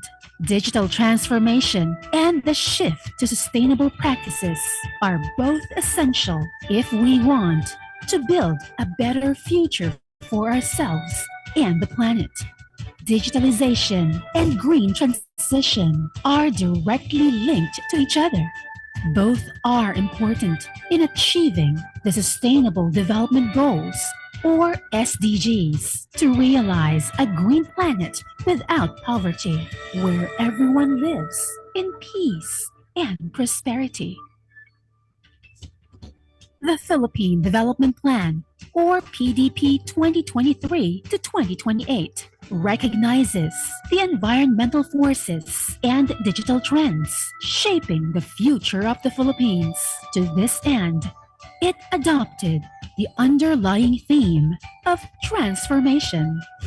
The PDP has identified strategies and technologies that can facilitate the twin transition. These include promoting the use of advanced technologies in the production sectors, such as location-specific, sensor-based, and precision agriculture, adoption of green features in housing and community design, and development and use of green technologies for waste recovery and recycling. Implementing the twin transition requires a whole-of-society approach. The government, as a facilitator and enabler, should set the right policies and programs that provide the right environment for digital transformation and green transition. Micro, small, and medium enterprises need support to adapt quickly and transition with less cost and disruption. Incentives can be provided to businesses adopting sustainable practices, tax credits for investing in renewable energy production and e-vehicle manufacture, and grants for small business innovations. The government should closely monitor the implementation of environment-related laws, such as the Extended Producer Responsibility Act, the Green Jobs Act, and the Renewable Energy Act, and the Philippines' nationally determined contributions to greenhouse gas emissions reduction and avoidance. The full implementation of the Philippine Innovation Act, through the combined effort of the government and the private sector, is a big push in the right direction, as green and digital innovations can help accelerate the twin transition. Because the twin transition will have winners and losers, it is crucial to strengthen our social protection systems to cushion the transition's impact on affected groups and sectors. On the other hand, businesses should see the twin transition as an opportunity to increase their profitability and enhance their sustainability and environmental responsibility. They can leverage digital technologies to transition to circular and environment-friendly business models. They can also adopt the green human resource management, which refers to human resource policies and practices that support the broader environmental agenda on natural resource protection. Other relevant policies and practices include reducing carbon footprint by using less paper, adopting shared workspaces, carpooling, reducing unnecessary travel, telecommuting, and video conferencing. Meanwhile, academic and training institutions have an important role in preparing learners and reskilling and upskilling workers.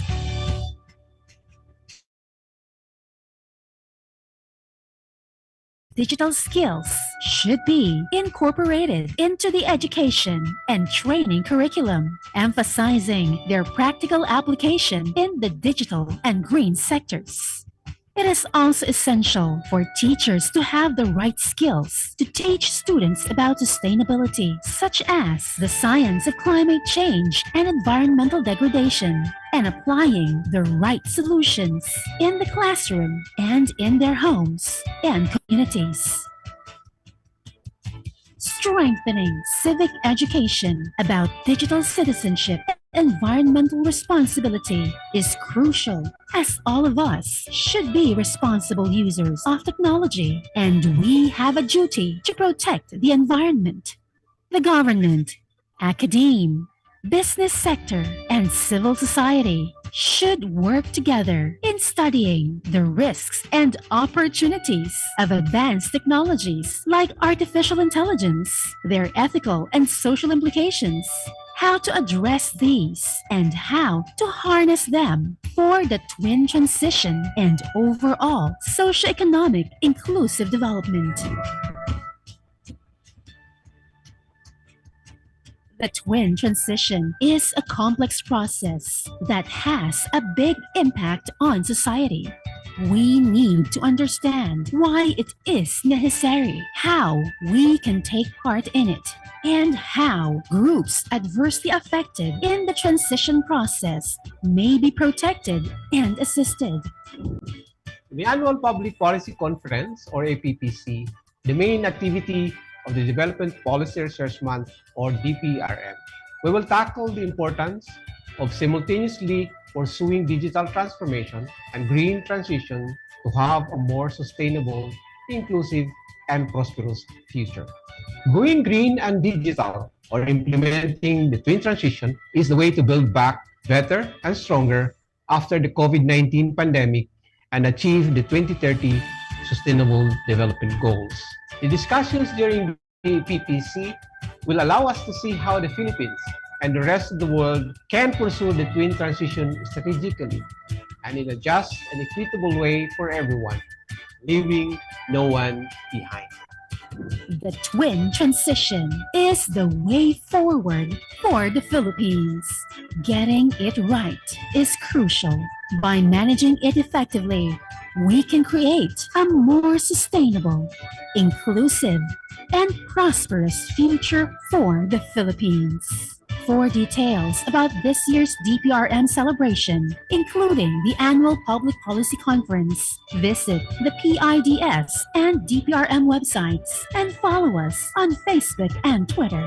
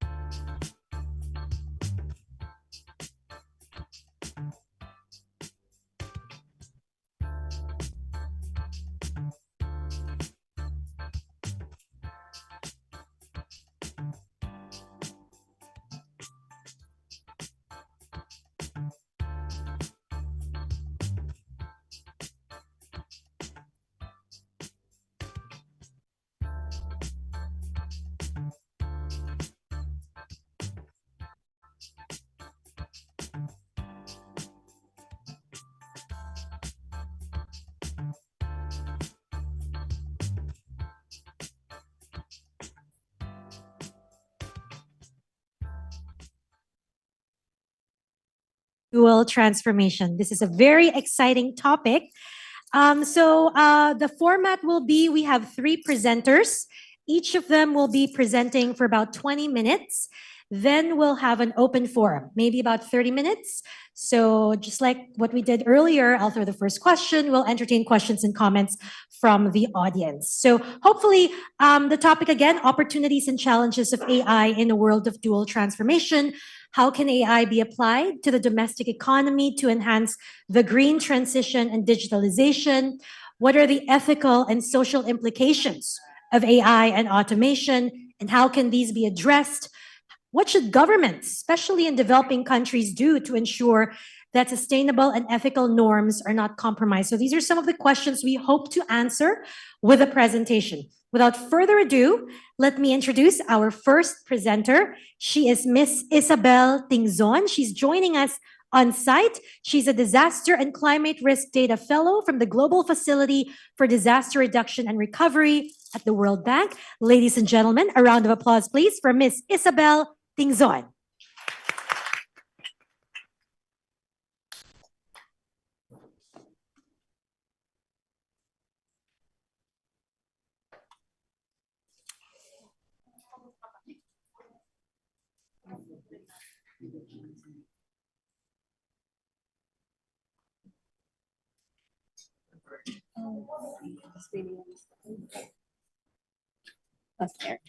Thank you so much for the kind introduction.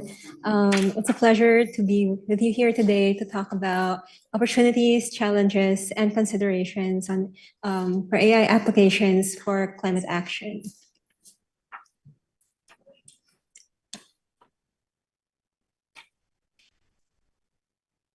All right, so I'm sure this needs no introduction, but as we know, climate change is one of the most pressing challenges that we as a society face today, with impacts felt globally. And we know that these impacts are these impacts disproportionately affect the most disadvantaged or most vulnerable populations.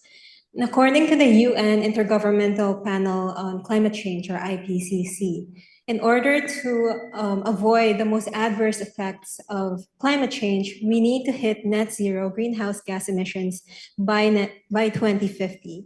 And this would require rapid and massive transformation across different industries, including energy, transportation, buildings, forestry, and agriculture, among others. So just a quick recap on the state of climate change. We know that the Earth has already warmed over 1 degree Celsius compared to pre-industrial period. And this is due to the excess greenhouse gas emissions from human activities, or what we call anthropogenic factors. And these greenhouse gas emissions have induced major changes in our climates, including extreme weather events like catastrophic typhoons, severe floods, landslides, also extreme heat waves, droughts, and wildfires, as we're seeing in the news today.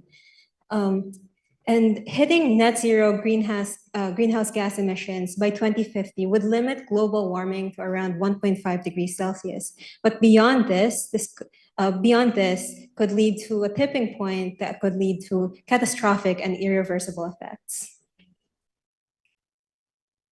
So now I want to talk to you about different axes of action that we can or approaches to addressing climate change. So the first is climate science, which very broadly is the study of the Earth, the ocean, and the atmosphere to better understand and predict the extent to which the climate will actually change. So I won't go into too much detail here. So I actually want to discuss more mitigation and adaptation.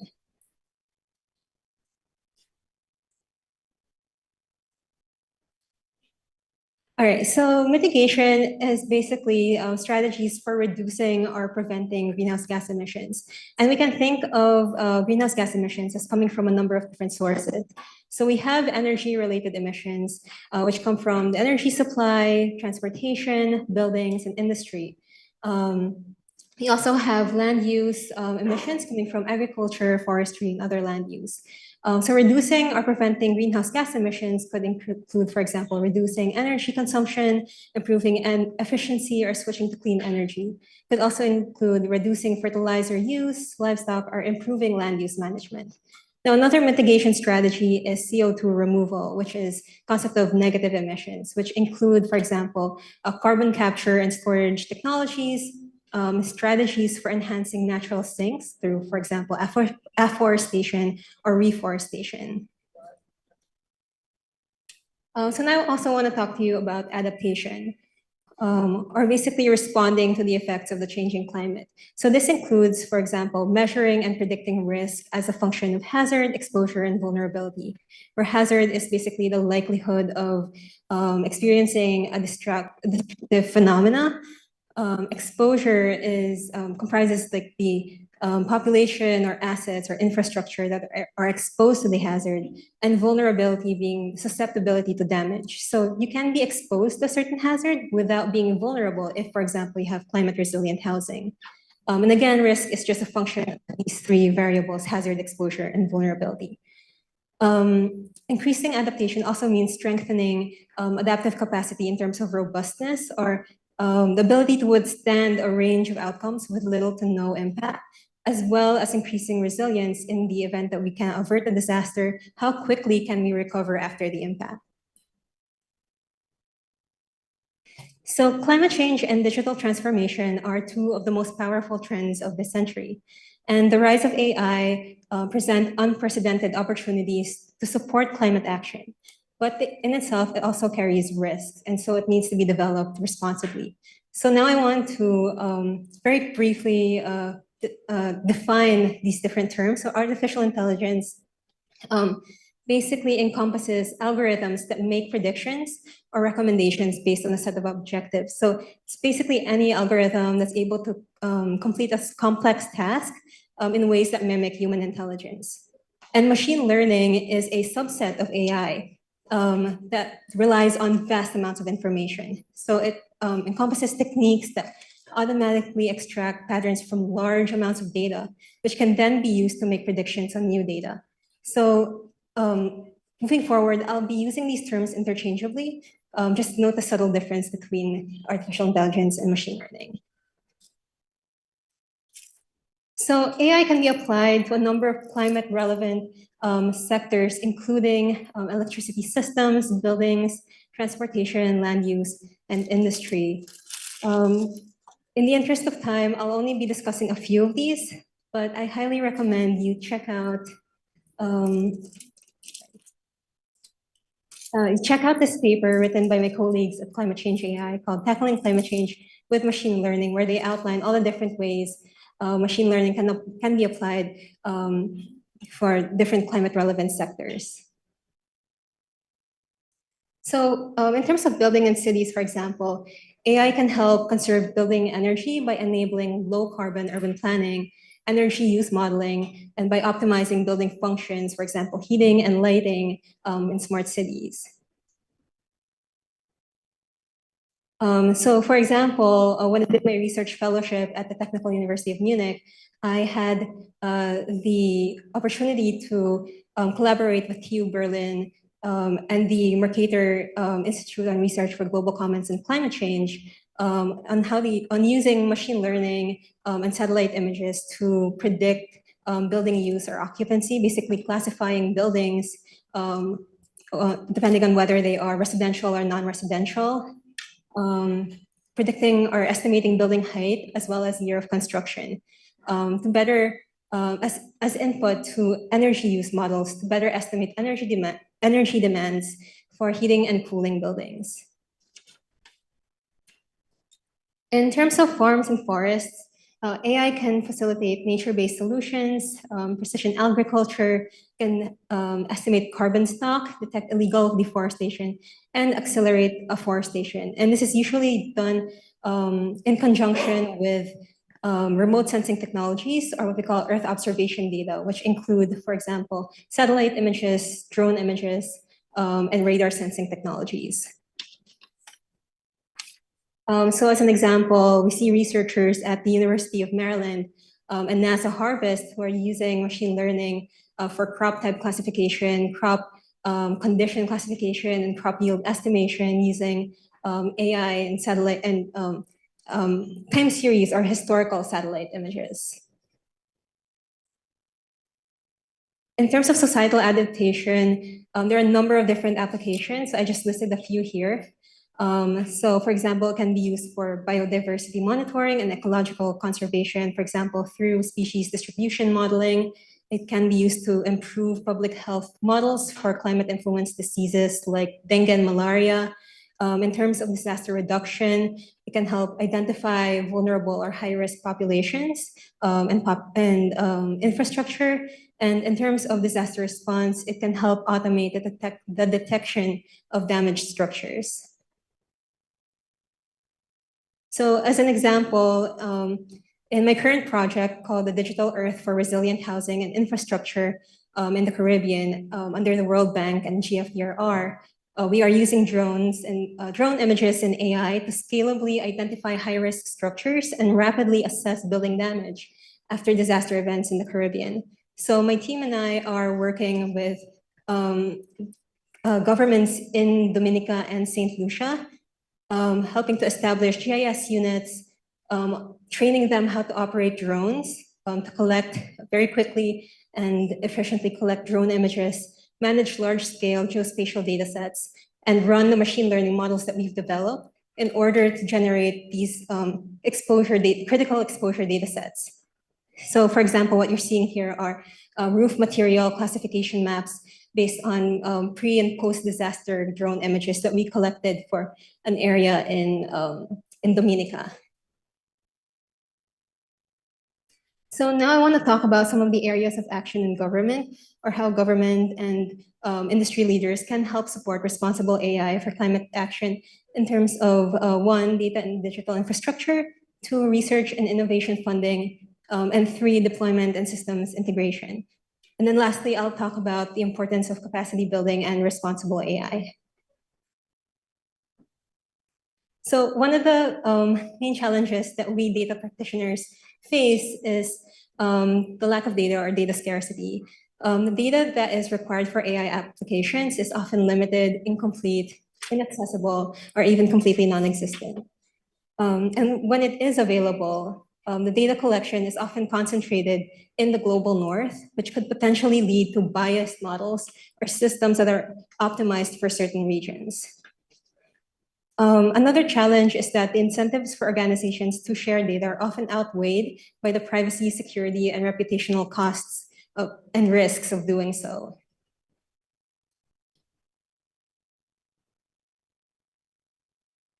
So some recommendations on this front is 1, we need to strengthen fundamental data governance by investing in the digital infrastructure and processes needed for consistent and frequent data collection, management, and processing of massive amounts of data on a nationwide scale. We also need to eliminate data silos across governments and support the development of standards and protocols for responsible and secure data sharing.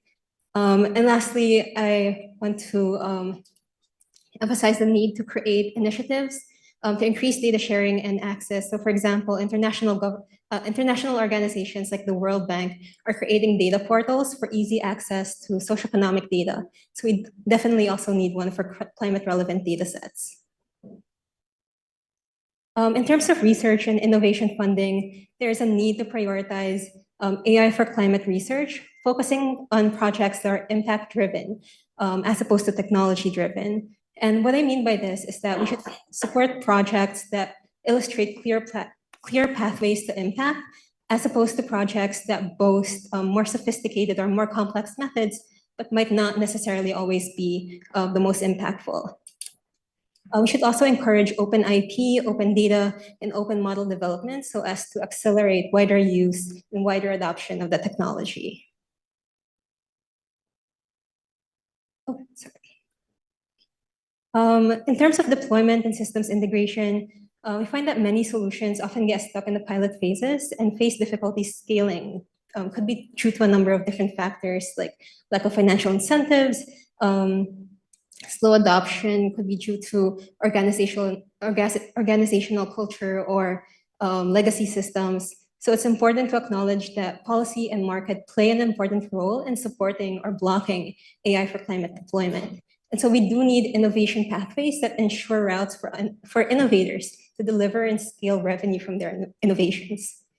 We also need to include AI and digitalization experts into governmental climate policy and advisory teams to ensure that AI considerations are incorporated into policy designs to support net zero transition. Now I want to talk about capacity building. So earlier I alluded to the biases that may be present in data and models. So for example, geographic disparities in data collection, the data collection mainly being concentrated in the global north or in more developed regions could lead to systems that are optimized for particular regions. So for example, the 2017 study by Meta AI Research, they found that widely used image recognition systems were better at identifying household items from developed countries or countries from the global north than they were at identifying household items from low to middle income countries. And therefore, there is a need for localized solutions or solutions that take into account local context and perspectives. That's why research need to be asking questions like, who will be using the models? How will the models be used? What kind of decisions will be made based on the model outcomes? And how will these decisions impact people or systems on the ground? Unfortunately, there does tend to be a disconnect between AI expert and climate relevant sectors. Which is unfortunate since we do need an interdisciplinary approach that draws insights in addition to technical experts, domain experts, policy makers, as well as the affected communities. So some recommendations on this front is the need to strengthen local capacity in terms of implementing AI literacy programs on a large scale for policymakers, industry leaders, and civil society, help them better understand the requirements, capabilities, and limitations of these AI solutions. We also need to support interdisciplinary higher education and research programs. So I highly applaud the MS and Ph.D. programs, for example, in AI and data science initiated by the UP Diliman and AIM. These can really help bridge AI and climate relevant sectors and also help build experts who can translate between fields. And lastly, it would be really great to incorporate curricular elements of data and on climate into primary, secondary, and higher education, given the climate emergency, as well as the rapid advancements of AI. Lastly, I want to talk about responsible AI in the context of climate change. So first and foremost, I do want to dispel the AI hype and urge everyone to avoid techno-solutionism. AI is not a silver bullet, and it's not applicable everywhere. AI will not solve climate change by itself. It will not end poverty. And we should only use AI when necessary and truly impactful. So when starting an AI project, the first question I usually ask, of course, is what problem needs to be solved? The second question I ask is, what does a solution look like without AI or without ML? And then once you have that laid out, that's when I start asking, like, which parts of this process can AI or machine learning optimize? Based on my previous experiences, AI is extremely effective at taking existing processes and making them faster, more efficient, and more scalable. But of course, you need existing mechanisms for action. Which brings me to my second point here, which is that AI is a means and not an end. So AI solutions should always be informed by problems and societal context.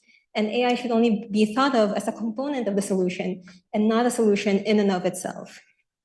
Lastly, I want to emphasize that AI can have both positive and negative impacts on the environment, as previously discussed in previous sessions, where the energy used from compute-intensive resources, like the compute resources needed to train these large language models, or LLMs, like ChatGPT, are equivalent to a yearly energy consumption of 1,000 US households, and this can have negative impacts on the environment. And so it is important to quantify both negative and positive impacts of AI development, for example, using tools like Code Carbon, which allow you to track and monitor your carbon emissions from the model development process. So before I end, I do want to quickly share, if you're interested in learning more about the intersection of climate change and AI, please do check out our resources at climatechange.ai. We are a global nonprofit working to catalyze impactful work at the intersection of climate change and machine learning. That's all. Thank you so much.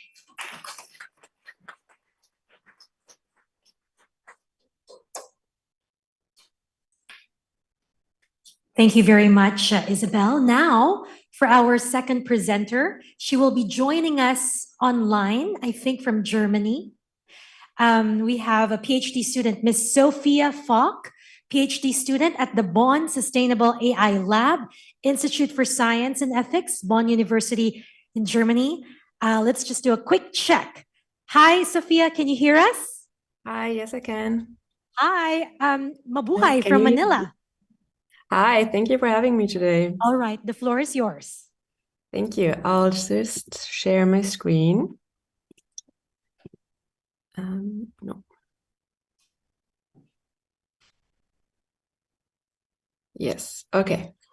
You can see my screen, right? Okay, perfect. So thank you for having me today, and I will jump right into my talk. The previous talk was a perfect stepping stone for my talk today. I'm talking about AI in agriculture, exploring the promises and perils of an AI-enabled green transformation in the Philippines.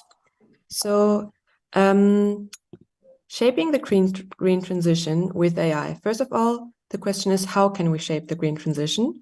It was already pointed out a few possibilities today.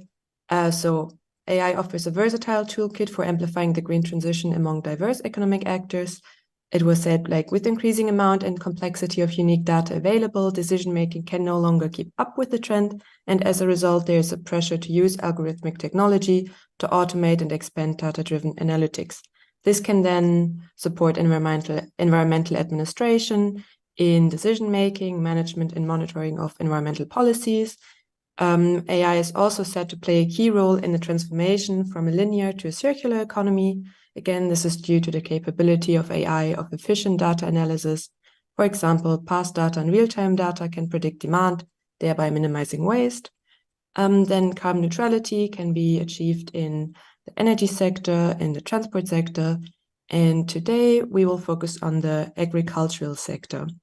By utilizing the potential of AI in the agricultural sector, transformative changes can be introduced that reduce the industry's carbon footprint, promote sustainable practices, and improve overall environmental protection. So to see the role of the agricultural sector in the green transition in general, we will first look at the agricultural sector in the Philippines specifically.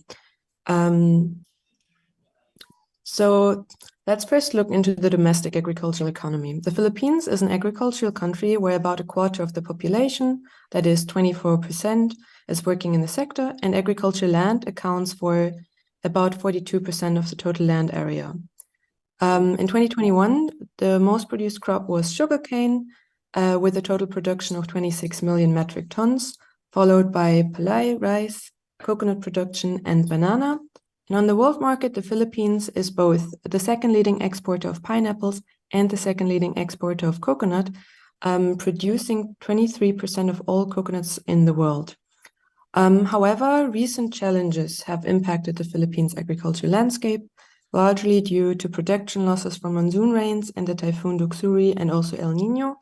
As a result, there was an inflation, and in August, food prices increased by 8.1%, with rice and vegetables as the main drivers.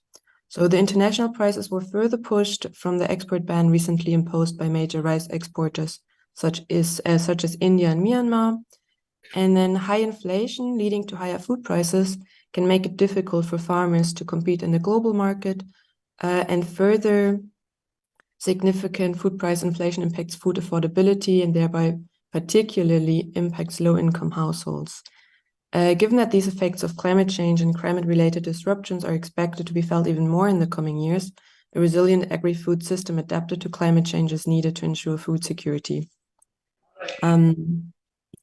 So what is the impact of climate change on agriculture exactly? Let's look at it in a bit more detail. With rising temperatures and the ongoing effects of climate change, there is an increasing prevalence of typhoons, intensification of monsoons and droughts. Hence, climate change alters the severity of dry and wet seasons. During the dry season, there is a notable decline in the number of wet days and total precipitation, accompanied by an increase in the maximum duration of dry spells. This can be attained through more irrigation if that is affordable and available. Conversely, during the rainy season, there is significant increase in maximum 5-day precipitation and reduction in the maximum duration of dry spells. And excessive rainfalls, especially towards the end of the crop cycle, can result in severe damage to the crop yield. So both excessive and insufficient rainfall can result in severe damage to the crop yield and then raising food prices and pushing inflation. And given these factors, one can see that the agricultural sector in the Philippines is highly sensitive to climate conditions and the effect of climate change. And it is also disrupting the planting calendar, changing crop quality and food security. So also vice versa, the agriculture sector is also a driver of climate change. I apologize already in advance. This is going to be a very intensive slide with a lot of numbers, but bear with me. Agriculture as a sector is responsible for non-CO2 as well as for CO2 emissions caused by the conversion of natural ecosystems, most forest land and natural peatlands to agricultural land use. In 2018, global emissions due to agriculture were 9.3 billion tons of CO2 equivalent. And put differently, the agri-food system from farm to fork accounts for 21 to 37% of global greenhouse gas emissions. According to the Asian Development Bank, the agricultural sector in the Asia and Pacific region plays a significant role in contributing to climate change, as it is responsible for the largest share of greenhouse gas emissions associated with agriculture. This is partly to the fact that the region has globally the largest agricultural production share with a large area under rice cultivation and increased livestock production. Especially rice is problematic. The region accounts for about 90% of global rice production.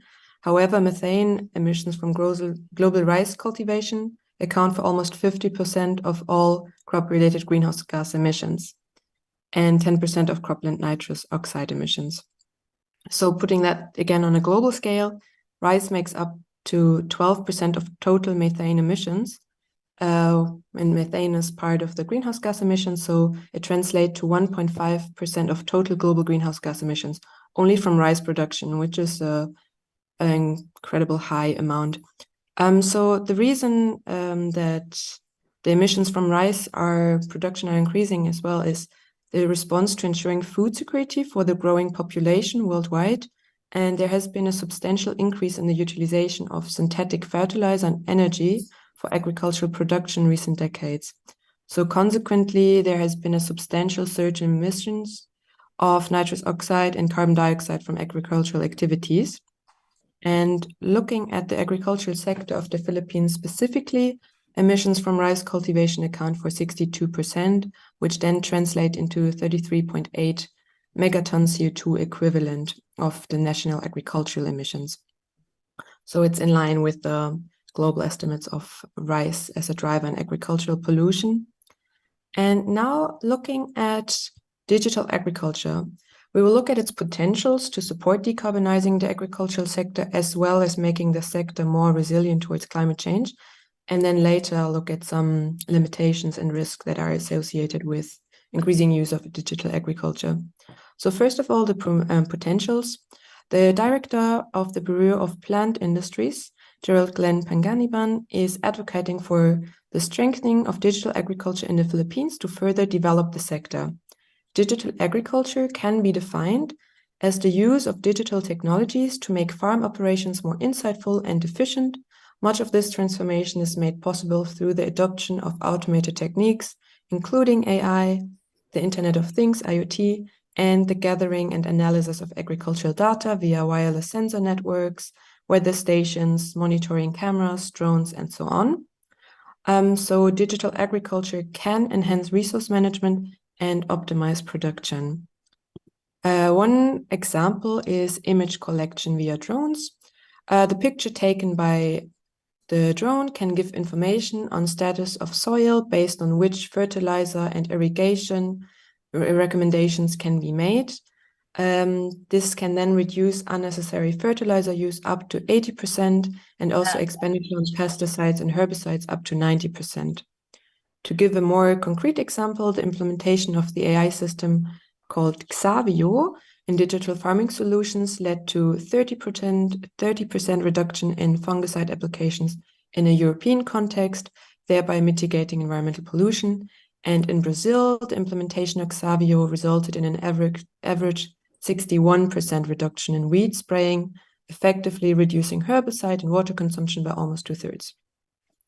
This system and other similar smart farming tools incorporate extensively annotated data points encompassing various factors such as weather conditions, light, seasonal variations, and weed distribution, and then leveraging this data, the system can, for example, calculate the precise amount of fungicide or herbicide needed in the given context.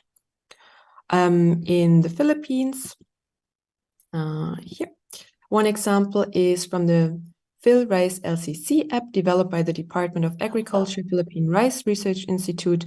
The app can assess the nitrogen status of the rice plant. Nitrogen fertilizer has to be applied several times during the growing season to ensure that the crop's nitrogen need is supplied, particularly at critical growth stages. And the app generates fertilizer recommendations based on a digital image taken from the field, allowing farmers to fertilize rice plantation fields more efficiently and avoid pest infestations as a result of over-fertilization. So it can already help with reducing the too high load of agrochemicals on the fields and also help reduce expenditure on fertilizers.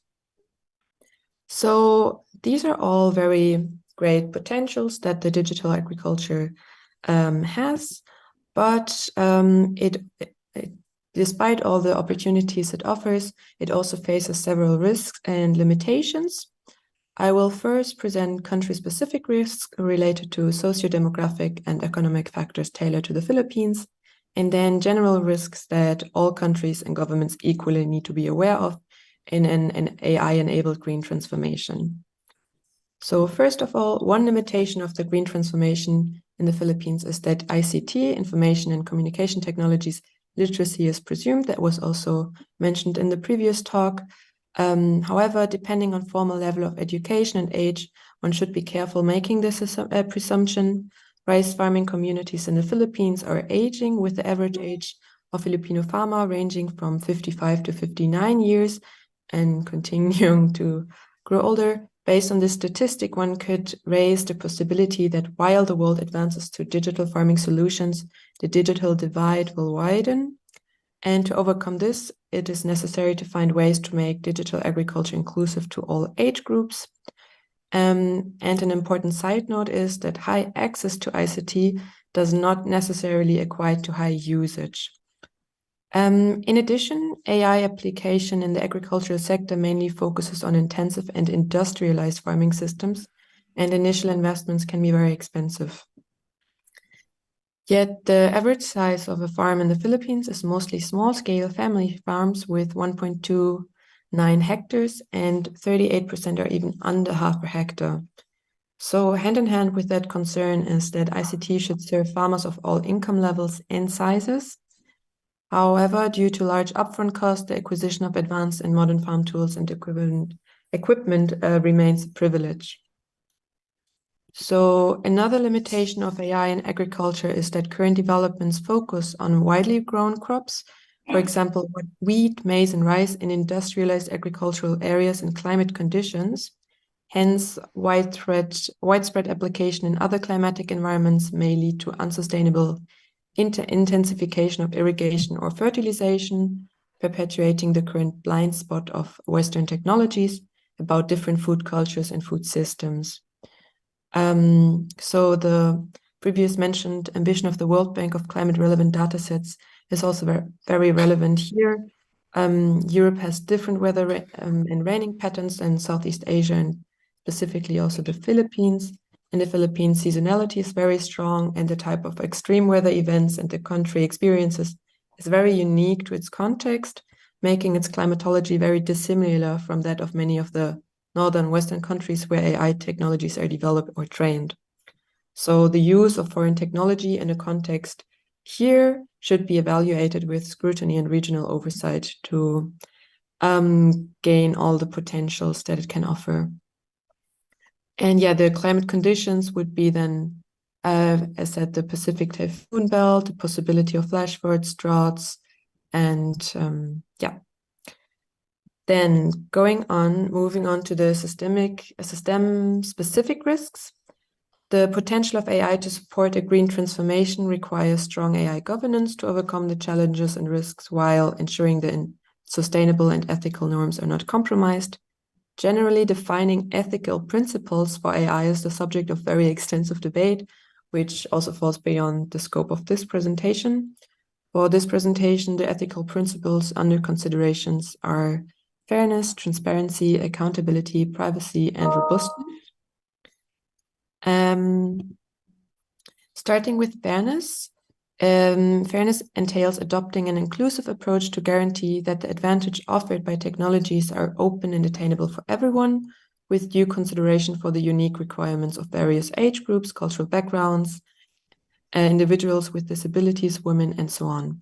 An unfair situation that may emerge from the use of AI systems in the farming context is building AI tools that favor organizations and actors in power or create power imbalance due to access and control of farm data. The transparency principle is relating to interpretable AI, refers to the extent to which humans can comprehend the outcomes generated by AI algorithms. The lack of understandability of certain types of AI models undermine the transparency principle.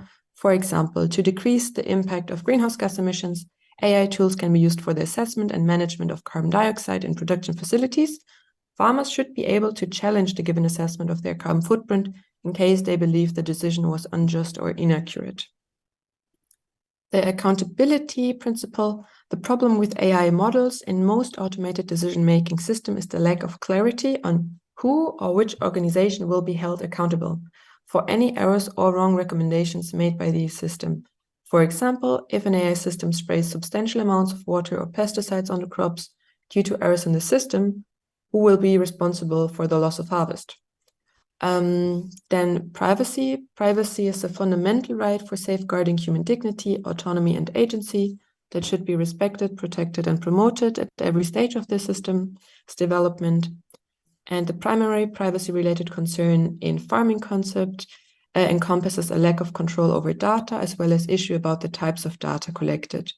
The misuse of farm data becomes a significant concern when it is shared without the farmer's consent or when the data is processed or used for purposes beyond the initially stated intent. There we go again into the problem of power imbalance. And finally, robustness.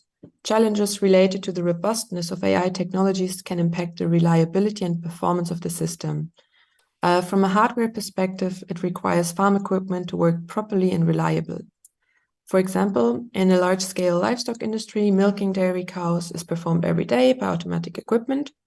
In the event of an abrupt technological malfunction, manually milking hundreds of cattle becomes unfeasible, and such failures pose a risk to the animals' welfare and cause financial harm to the farmers. And then again, it goes back to who is accountable for this, and also there should be security checks that the system is not encountering these errors and malfunctions, so it must be robust. So what are policy recommendations that can be derived from these country-specific and system-specific risks? Policymakers play a key role in supporting research and development for ethical and responsible AI and innovation for digital agriculture. In May 2022, the Secretary of Agriculture, William Dedar, inaugurated the Precision and Digital Agricultural Center, PRIDIC, at Central Luzon State University to introduce the latest precision and digital agriculture technologies and adapt them to the Philippine context, thus further enhancing agricultural production in the country. This raises for me the question of whether it is the responsibility of the Predict Center and the Department of Agriculture to ensure and enforce ethical and responsible innovation in digital agriculture, because only by doing so they can achieve their goal. They quote, helping the lives of the community and everyone in the community. So lastly, it is important to identify and assess the vulnerabilities in domestic social ecological systems that can increase the accuracy level and success of adopting AI systems. For example, in many cases, farmers are not comfortable working with new technologies because of the tool's complexity or farmers' unfamiliarity with the technology. Hence, the governance should provide training sessions for farm workers to help them gain the right skills. Farmers should also be invited to take part in user studies and usability testing the technology, and that can ensure the usefulness and hence user friendliness of the tool. Another possibility would be brochures and guidelines in a very straightforward and understandable way. So it's very inclusive for all kinds of farmer situations, and farmers are encouraged to use the resources and the technologies.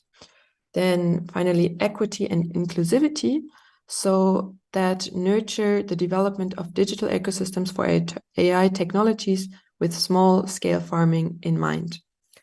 So all in all, we can see that digital transformation in the agricultural sector has a lot of potential, but must be implemented with care and awareness to the regional context to really leverage all the potentials that this digital transformation can have.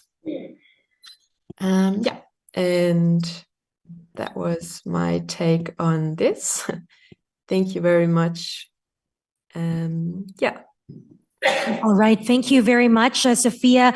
You will be joining us later for the open forum, but for now, we're ready for our third presenter, Professor Peter C. He's joining us here on site.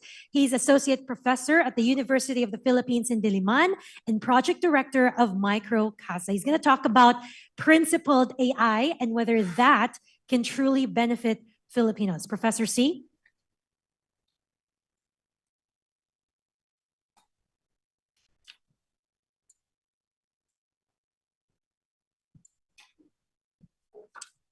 Good afternoon, PIDS organizers. Thank you for having me on. It's been a pleasure. So I'm going to talk about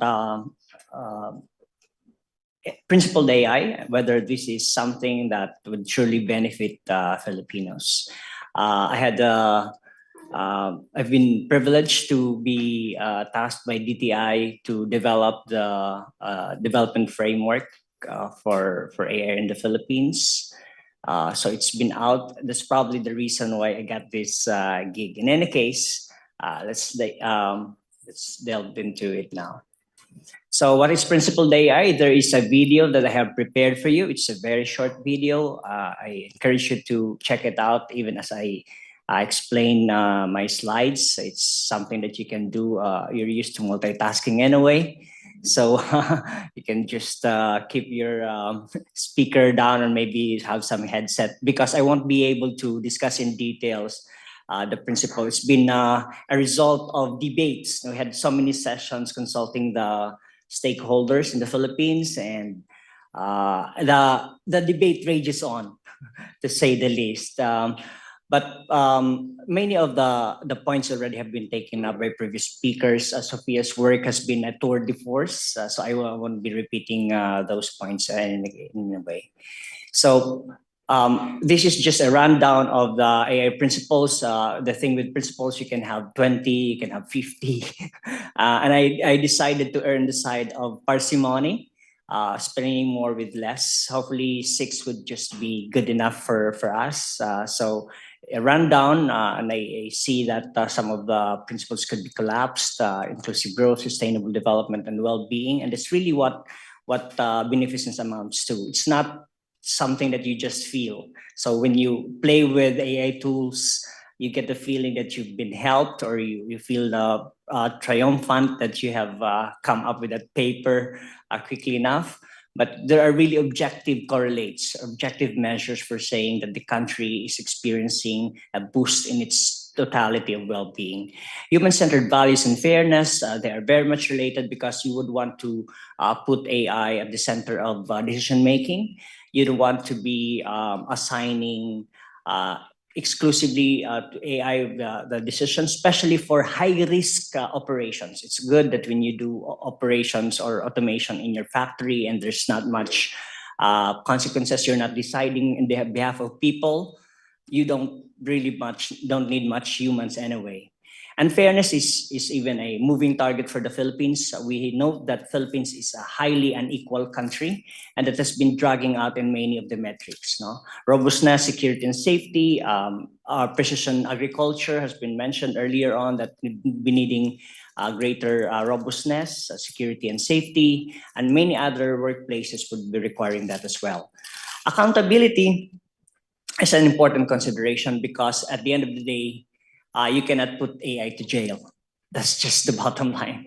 You need people to be actually responsible. And I know that it can be scary. For instance, the Privacy Act has been scaring off people. That's why it's been a cottage industry. Some of our lawyers having these seminars and expensive seminars just to scare them off.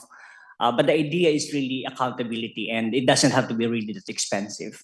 Transparency, explainability, and traceability. This is the center of contention with many of our AI developers, because transparency as a matter of public policy is one thing.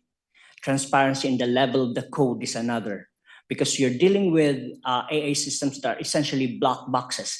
Even AI developers themselves cannot explain what they're doing.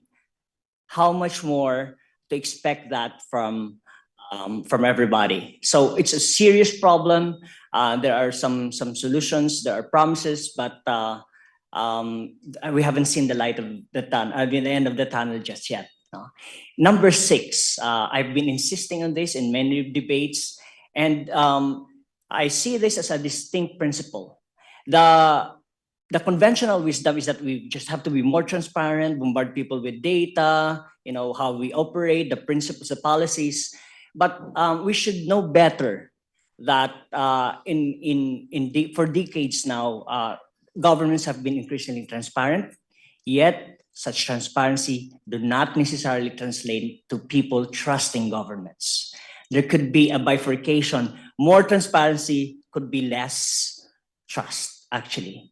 And so I've been saying that especially for our AI developers, we may have to give them room to really be able to shine, to be able to do what they think, because you're able to do what they do best.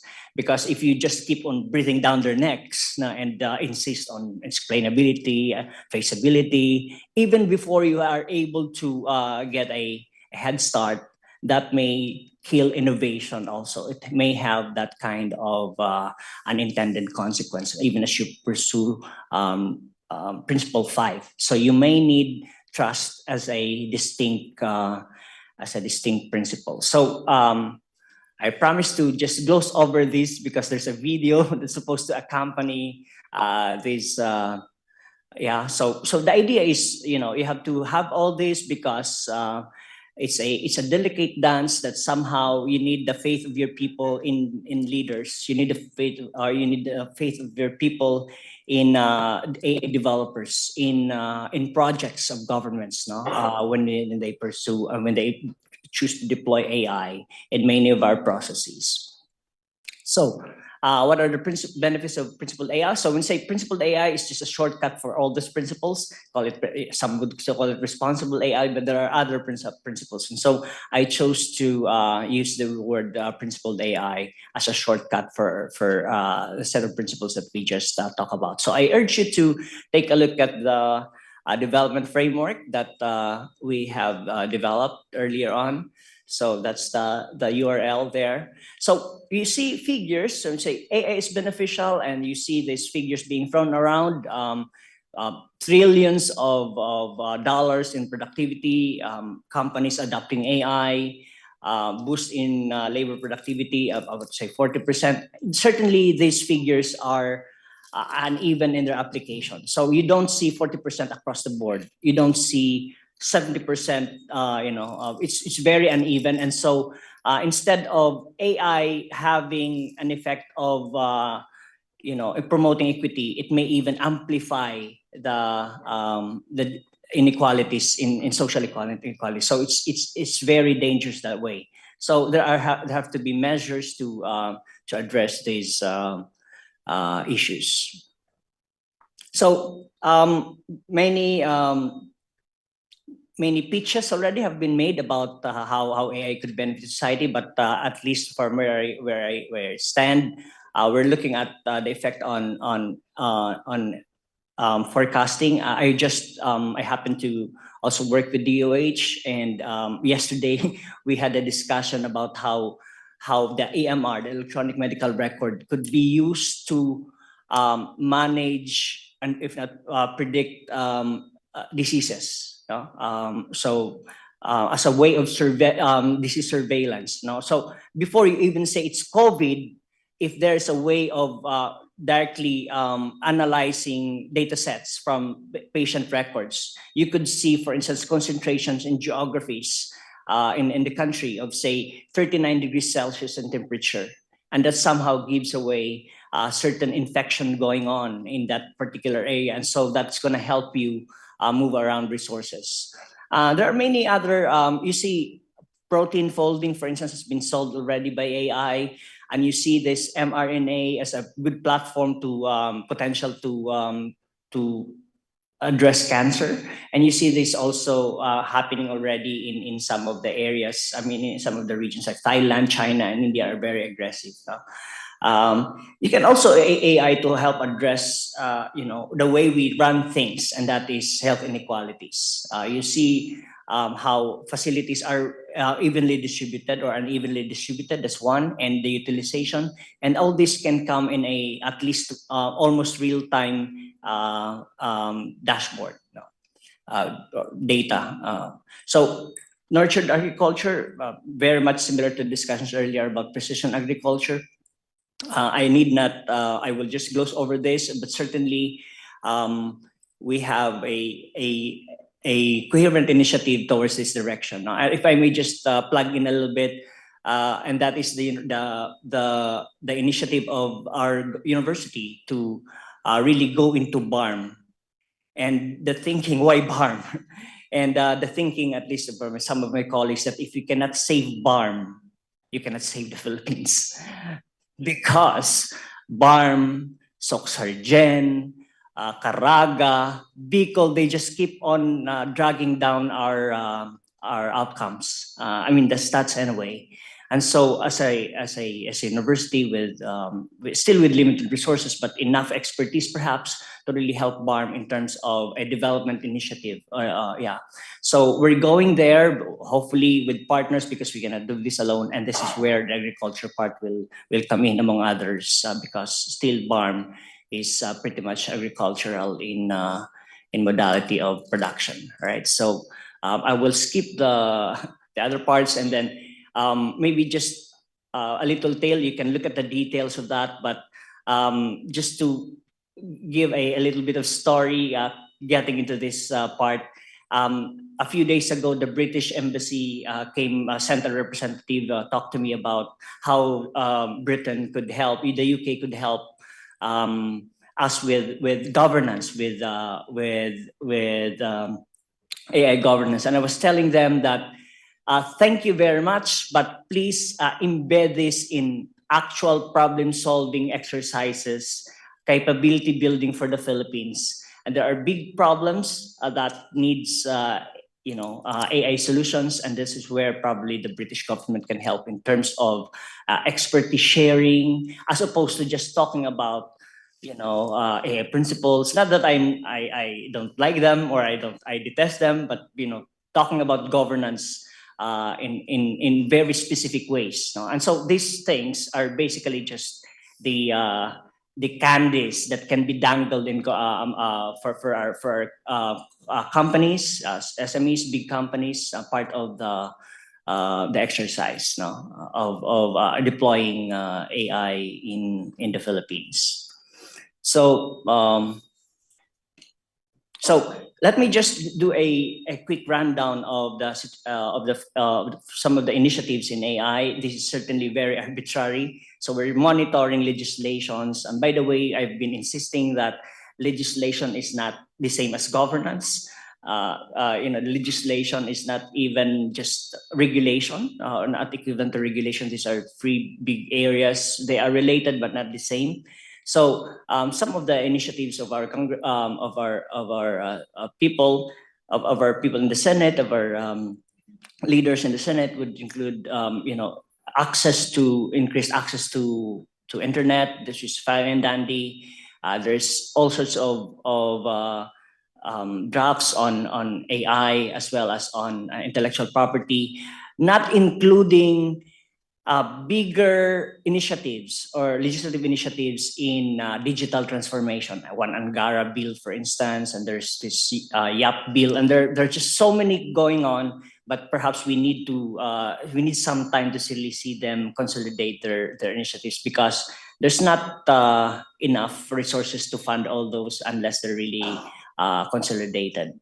So there's all these bills, but maybe not enough to really. That's more like top-down approach, not enough to address all the requirements for AI, making AI useful to the rest of the country.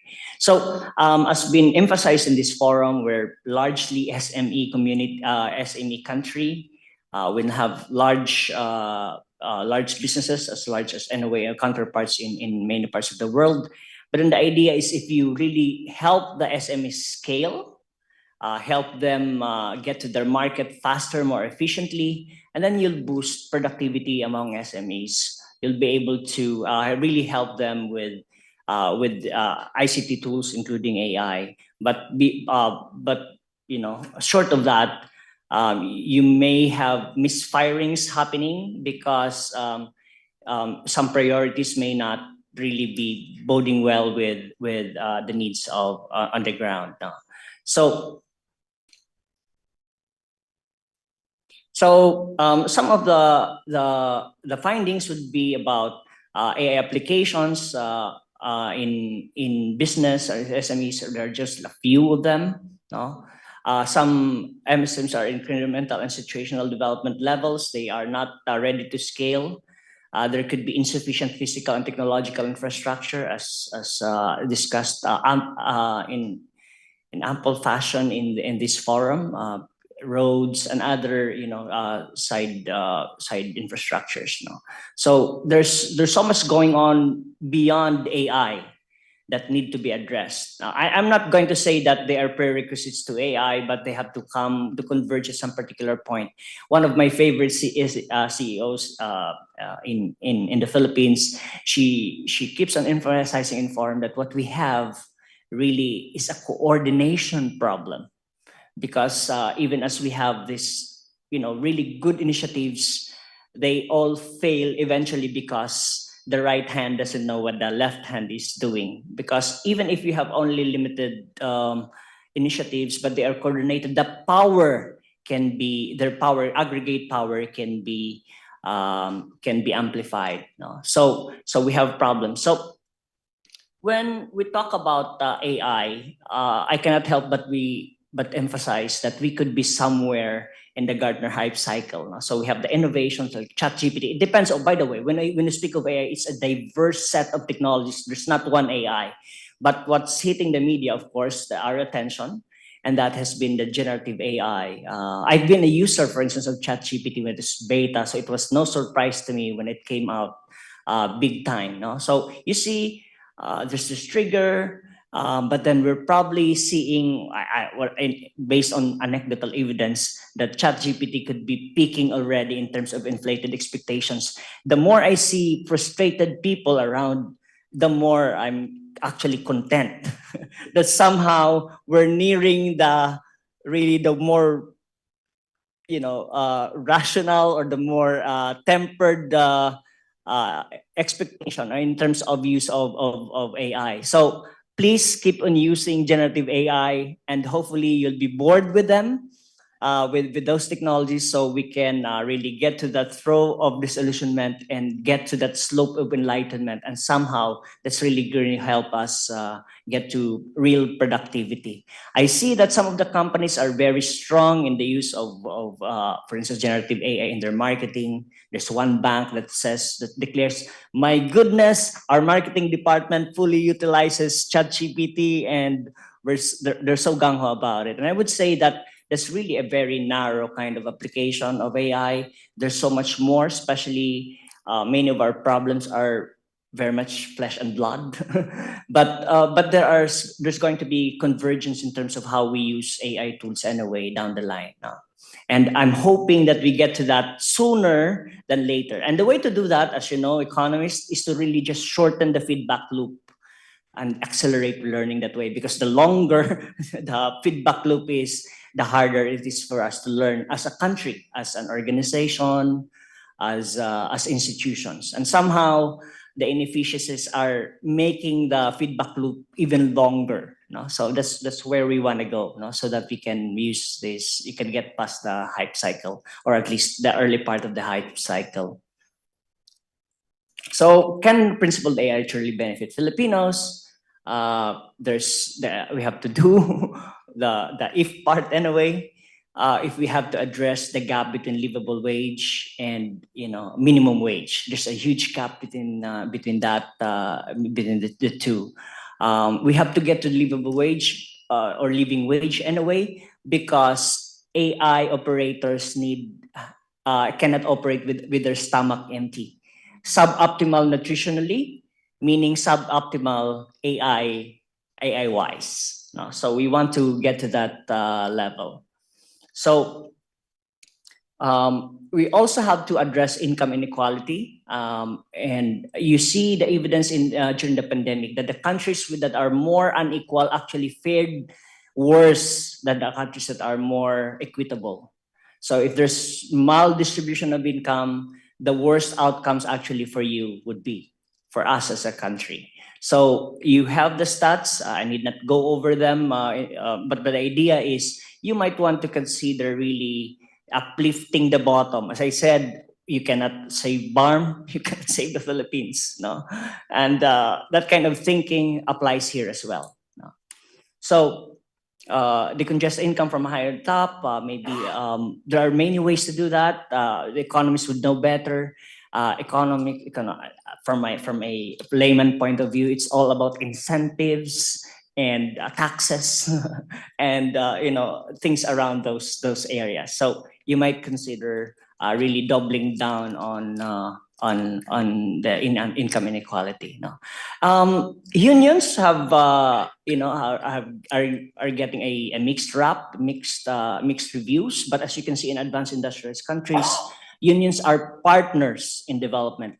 You want upskilling, you want reskilling, involve your unions. You want better governance in terms of AI, involve your union. Because that's where the baseline is. So if they're not willing to upskill, there's not much you can do. You can take them to all sorts of training workshops, but if they are not willing, if they don't see the forest, so to speak, they don't see the light, then they won't be able to help you with upskilling and reskilling. So in stronger union, as a matter of fact. And there are challenges, of course. My colleagues would say, "Oh, let's have legislation on workers." But I would say that there are existing laws already that we can leverage to address problems of workers. For instance, the way we would do redundancy, update the IRR so that it will be more receptive to, for instance, to the onslaught of AI in the workplace. As opposed, so when do you consider a person or a worker redundant? That's something you can. The guidelines for that, so something can be updated with the development in AI. So importance of union again, raising of wage related to living wage that we want to get to. Just wage, of course, part of the equation. Protection. One of the speakers said that AI, the ethical AI is ultimately about human rights, and that is how we connect. We protect workers' rights as well. It's not AI is not going to be antithetical to AI. No, so let me just rush a little bit. There are differences between yes, but accessibility is something that we need to consider in order to be able to make AI useful to Filipinos. There's a strike, very educated people threatened by AI. These are the writers of Hollywood. So, and there's of course many nuances around that. It's not just that AI would suddenly take away their jobs. There's also like revenue sharing, all these issues. But the idea is AI poses a threat to the industry. And that's how you would want to talk to the writers, for instance, the creatives. And very quickly, when I speak to, we have many creatives in the country, and they've been gung-ho and say, we've always been around, we will survive. And that's a good feeling, but maybe it's more celebration rather really, a clear realization of what the threat, how enormous the threat is. No? So I will skip that. By the way, if you're interested, there's a companion notes for my slides so that you can take a look at the thought anyway, the and the evidence that we have, or the literature that comes with this presentation. So there are pathologies, and they say that one of those would be unhealthy dependence on AI.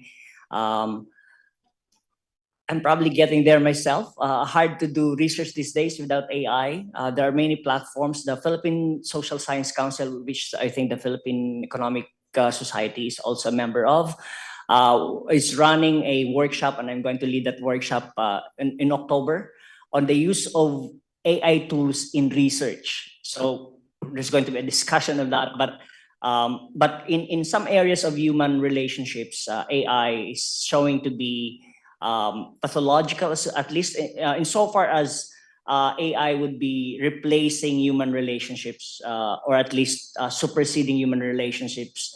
That can be a pathos in society. So some of the more comical examples would probably be something like this. So you can marry your hologram. Not full AI just yet, but that's one of the things that can go around. Oh, by the way, our young people are no longer marrying. This is probably an alternative. So we have just dropped in the rate of reproduction, human reproduction. So this is one. So finally, we have to get to this level to have to address these things to be able to really make AI useful or beneficial to our people. Digitization and infrastructure. I have so much beef with this. For instance, procurement is one of my issues, my thing, favorite gripe, and that is if you can only leverage, for instance, government, and leverage the scale of government, we can do a lot of savings. We can promote greater transparency. How many laptops are being procured as we speak right now? And it's something that you can say in 3 years, the book value is 0. So that in year 2, maybe you can start procuring at scale and you can create greater efficiency. And that is going to be about digitization and infrastructure development, workforce development. I happen to champion micro-credentials, and we're trying to put together, please join us, when we put together the micro-credentialing consortium in the Philippines. And that is to set standards and advocate for the deployment of micro-credentials, because you cannot scale AI without micro-credentials. You don't need a 4-year degree in computer science, in fairness to our computer scientists in the room, if you just do the thing. Of course, you probably would need a more solid training in computer science, but for other layers of workers, you would want your training fast. And the thinking of some of our colleagues that we need to have all this formal training. No, you have to hit training, for instance, in your labs, there are many people there who can already do Python. Certify them as Python programmers, good enough for industry, and they probably can do moonlighting while being students, doing AI as they continue their work. Regulation, as I said, is just a subset of governance, and legislation is just a subset of regulation. There are many things we can do in terms of regulations without having to resort to legislation, because the thinking of our people is that they go straight to legislation, and that is how you ossify thinking. There's not even a sunset law in our legislations, and so we have so many legislations that are turning out to be useless and are ways of shooting ourselves in the foot. Think about the optical media board, which is basically a useless board now, given that people are no longer reproducing via CD. In the case, research and development, and then I've been more. I will probably just skip the details of this, please, and then then finally, we have to really get back to my point on trusting government. I know government is not not in a very good place, at least an overall anyway, except for some government agencies, because that's where you want to allocate resources in a more efficient way, in an efficient manner. Look at the education. We have a serious problem in terms of basic reading proficiency, and reading is a gateway skill. You cannot do AI if you cannot read. And problems for the Philippines are enormous. We are in the bottom of reading proficiency. And that is something that should shake us, because if that is not shaking us, I don't know what will. No? Tax reform, I need not, but anyway, if you get to that kind of book, it's ultimately about AI containment. The advanced developers of AI would say, please regulate us, but then the message heard by developing countries that regulate us so that the developing countries would not be able to outpace you or to catch up with you. And that's one of the unintended consequences when you say regulate AI. Thank you very much.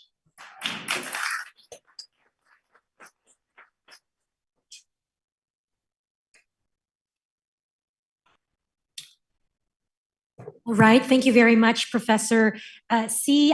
Professor, we'd like to request you to please stay with us in front for the open forum. We'd also like to request Isabelle to rejoin us here. Sophia will be joining us via Zoom. Hi, all right. So I think we have about 20-25 minutes. Okay, I'll take this. All right, so we'd like to encourage everyone to join the conversation.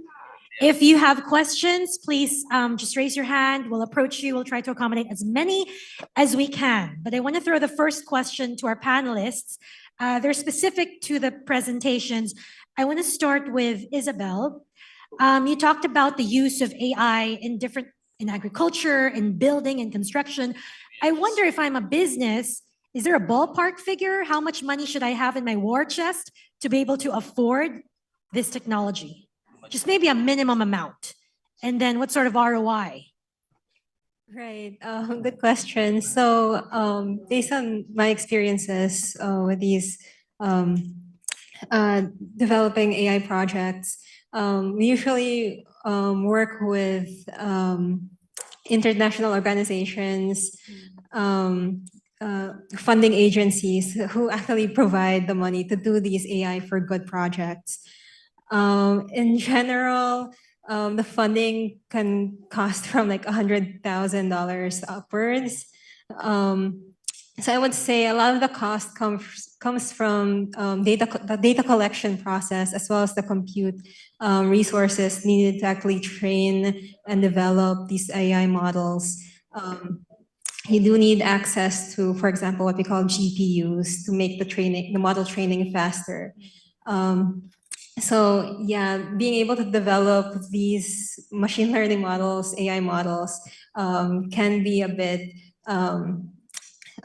expensive, but there does need to be some level of investment and funding that goes into these projects in order for us to reap the rewards. So still a long way to go to make this accessible to everyone, especially small businesses. Sophia, you earlier talked about some use cases of digital agriculture in the Philippines, but they're few and far between, I imagine, based on the examples you cited.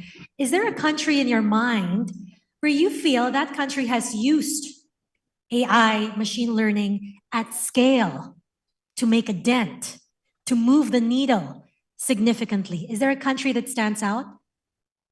Not to my knowledge that there's one that is specifically standing out above everyone else. Like there's differences in some countries that are moving forward with it more than others, but that's not like a winner in that sense, no. Still too early in the race. Professor Yeah. Peter, I wonder, you talk about principled AI. Is there an aspect of life you think artificial intelligence or machine learning should not touch? Maybe your sleep. It's so pervasive that it's hard to say that a zone is really no zone, a no-go zone. So it's appending a lot of I mean the way we live. No, it's not. There's not. I can think of any area where AI cannot go. But then the question I think where the AI should not go should be where the AI should not go, and that is something that we have to decide as a people. Do you have a recommendation? None yet. I think the hard to say because for instance right now I'm very much enjoying my my biometrics. Like I'm trying to improve on my sleep. So I want AI to get to that area of my life. But I can think honestly I cannot think of an area where AI may not be useful. All right, a big believer of AI, clearly. I want to throw, yes, ma'am. Miss Susan, yes. Thank you. I was just wondering if you've heard of the Singularity University in the USA. I spoke to somebody who works there, and I may not have retained everything he said, but he was very enthusiastic about the prospect of creating hybrids, half machine, half human. And from what he said, they were working on that. It was quite extraordinary. He said the ultimate aim is to arrive at a situation whereby humans cannot die. And I said, well, if we don't die, then we can't procreate anymore. So we won't be able to have children. And he said, well, then we'll be able to find another planet because as we won't die, we'll be able to travel light years without aging. And I couldn't believe it. I asked him if he was joking, actually, but I don't think he was joking. So there is apparently work going on at this university to develop half machine, half humans. So that strikes me as being, at least my sensibility, an area that we should not go into. But that's my personal opinion. Should I answer that? There's this movement called transhumanism that somehow down the line we can upload one of the advocacies anyway, ourselves in the cloud or in the machine that we'd have to die. But I think that's just a manner of speaking.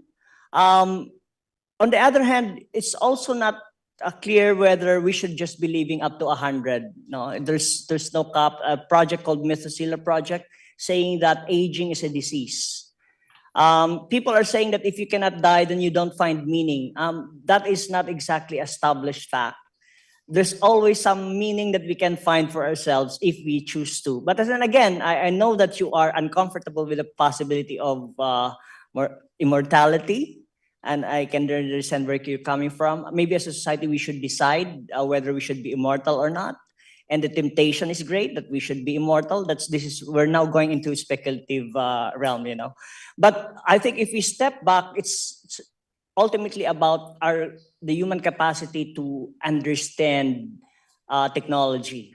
as it unfolds, the implications of which our capacity for moral determination is always outpaced by technology. And if we see it that way, maybe we should find ways to really keep up with technology because it's not slowing down anytime soon. Yeah, I sort of hello. Just to comment what Susan said, I think when I look at the big picture and you listen to what the tech leaders, the titans are saying, I think that is the goal. That technology becomes an extension of our being, an extension of our ability, an extension of time. In fact, Elon Musk is already working on this, Neuralink, right? He's got approval to test it. He says you can download your life and your memory in a USB, insert it into a robot, and live forever. It is pretty scary. If I could ask our lady panelists, maybe you have your thoughts on this sort of aspect of AI, machine learning, Isabelle and Sophia later. Isabelle. Yeah, thanks for the question. With regards to sort of these kind of like existential risk of AI and all these like very advanced applications of AI, for me, at least in terms of what I think about, how I think about AI, for example, for climate change and social impact, I feel that AI needs to be purposeful. And when developing these solutions, you have to ask, like, what kind of impact are you aiming for? What kind of social impact, or what's your goal, essentially? Like, which of the SDGs, for example, are you aiming to tackle? Yeah, when developing these solutions, because yeah, we need to develop these solutions for good, because there are like a lot of different ways to apply them. And personally, I find that there are some applications that we need to be careful or sensitive about. For example, using AI for police enforcement. What I find is that if you're using AI for those applications, you need to have human in the loop. You cannot have AI making these decisions in an automated manner. You need to still have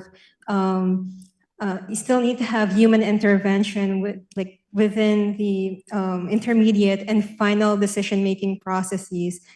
For example, in making decisions about which vulnerable populations to prioritize for a particular humanitarian intervention. That's not something that you want an AI to make a decision by itself. You need humans in the loop to make informed decision about that. So just wanted to put it out there. For a moment, I thought you were crossing over to Hollywood when you described AI in police enforcement. That's a Tom Cruise movie, Minority Report, right? And then then there's Terminator, Cyborg, and then there's the latest Mission Impossible movie. The enemy was AI. They called it the Entity. Fact stranger than fiction, life stranger than fiction. I don't know. Jarvis used to be Iron Man. Now we have Alexa. Now we have Siri. So just some things to think about. Yes. Additional thoughts? Yeah, with regards to that, I do want to sort of divert our focus away from hypotheticals and focus more on the harms and risks that AI is having right now. For example, we have AI that are trained, for example, these large language models. It's not clear, it's not transparent what kind of data they are trained on. They could be trained on the entire internet, which the data itself contains biases. So for example, if you have Google Translate, right? If you translate the words, if you translate in Tagalog, siya ay nagmamaneho, it translates to he is driving. If you translate to siya ay nagluluto, it translates to she is cooking. So AI does not erase biases, it actually amplifies it.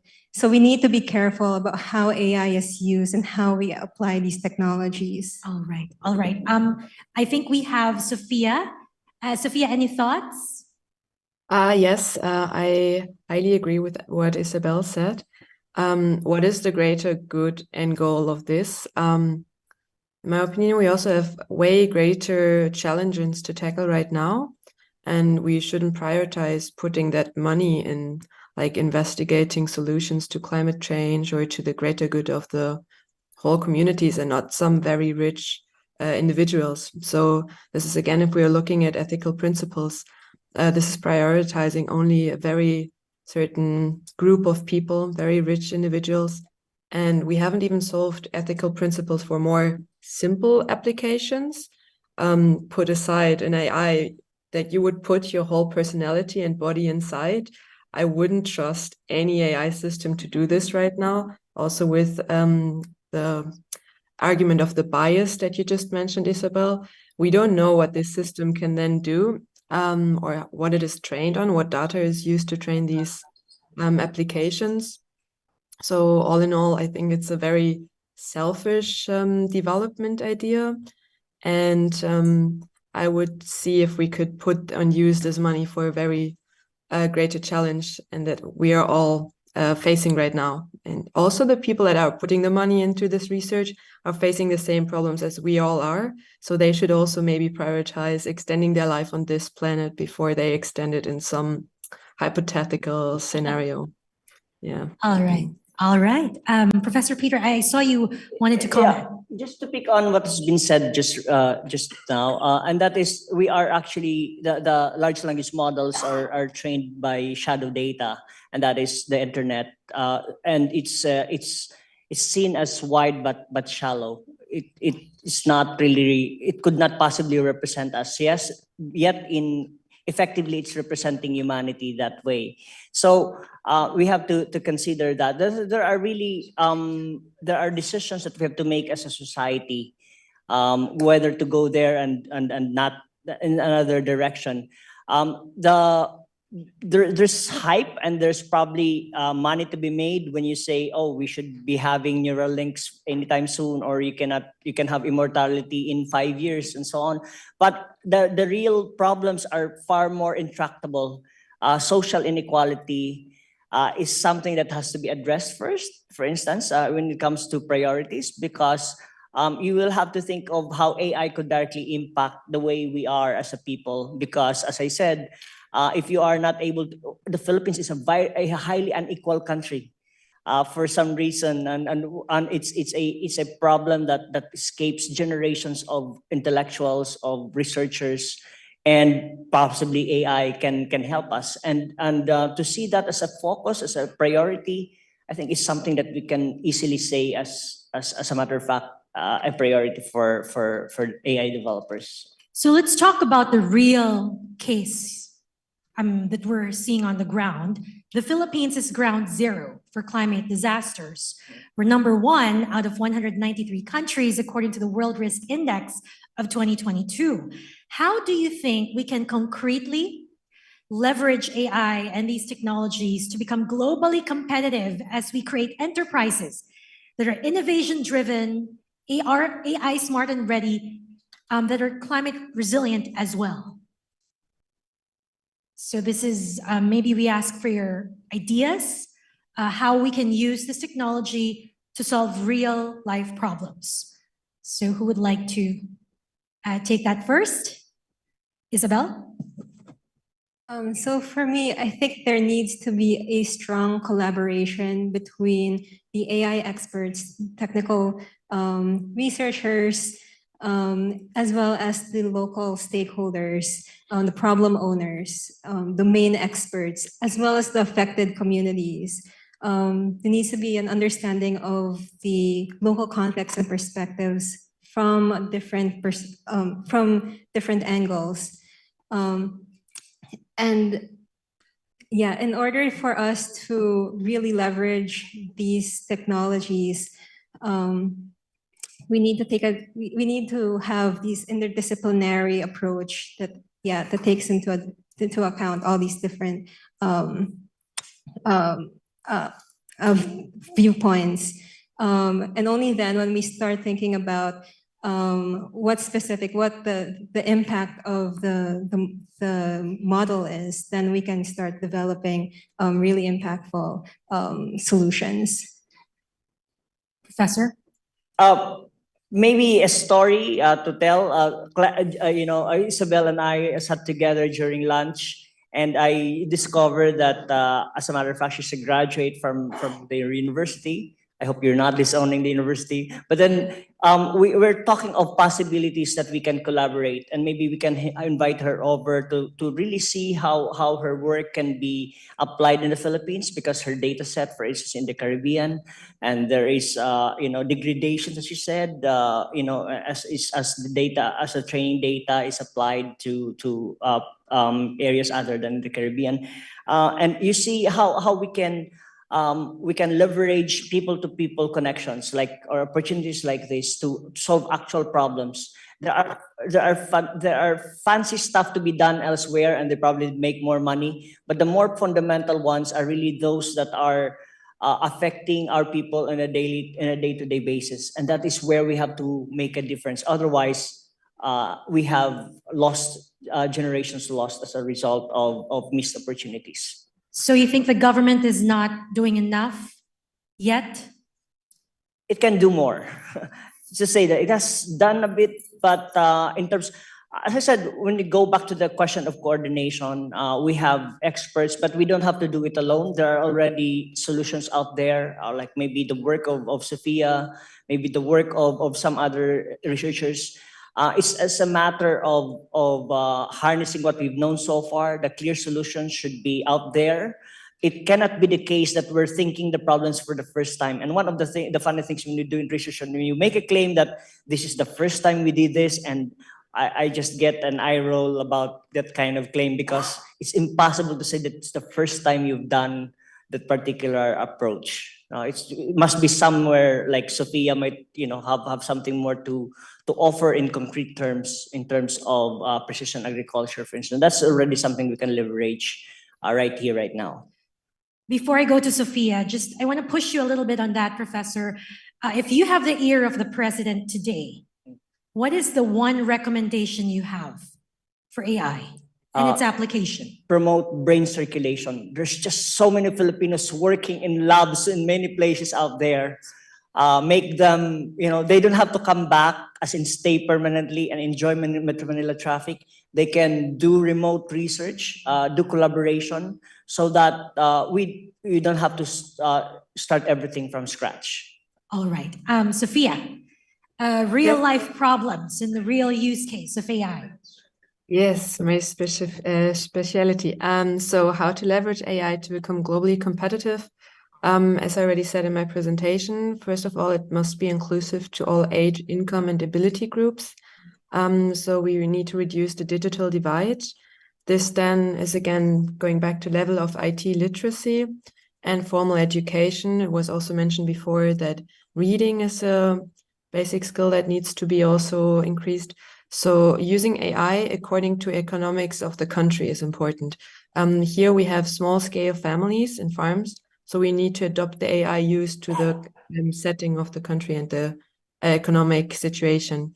So we need then to support the low income families. We need to support small scale farming, and then adopt the AI applications. So far, AI applications that are developed are for big scale, large scale industrialized settings. So we need to fit the data set back to small scale and to the climatology of the region, of course, as well. As you already mentioned, the Philippines has a very specific climate and has its own very specific risks of already existing climate conditions and also further developing climate conditions with increasing climatology change. So what is very important would be in-house data training and also feedback loops from applications in the country to in the farming context of the Philippines, and then always improve the system. All right. We do have a question. Yes, sir. We have a microphone. I have my. There you have it. All right. I'm Vic Pacquiao, and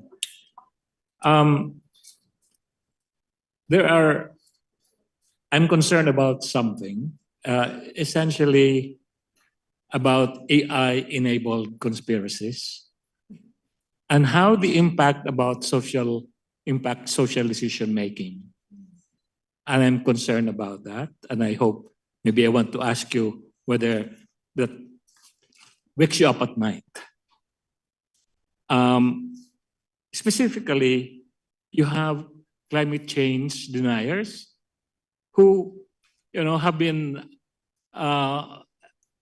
spinning out falsehoods, and it is having an impact, I think, in terms of the conversation that we're having on climate change, making it much more difficult.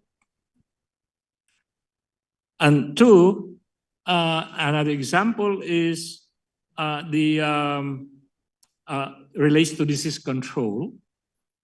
The immunization deniers or resistors, again, they are making it difficult to control these environmentally related diseases. Third are the election deniers, aka Trump and company, and even in our, I'm not going to mention name, in the Philippines, those who rewrite history that is based on denial of facts. So you can have other examples. And so given this enablement by AI, will democracies survive?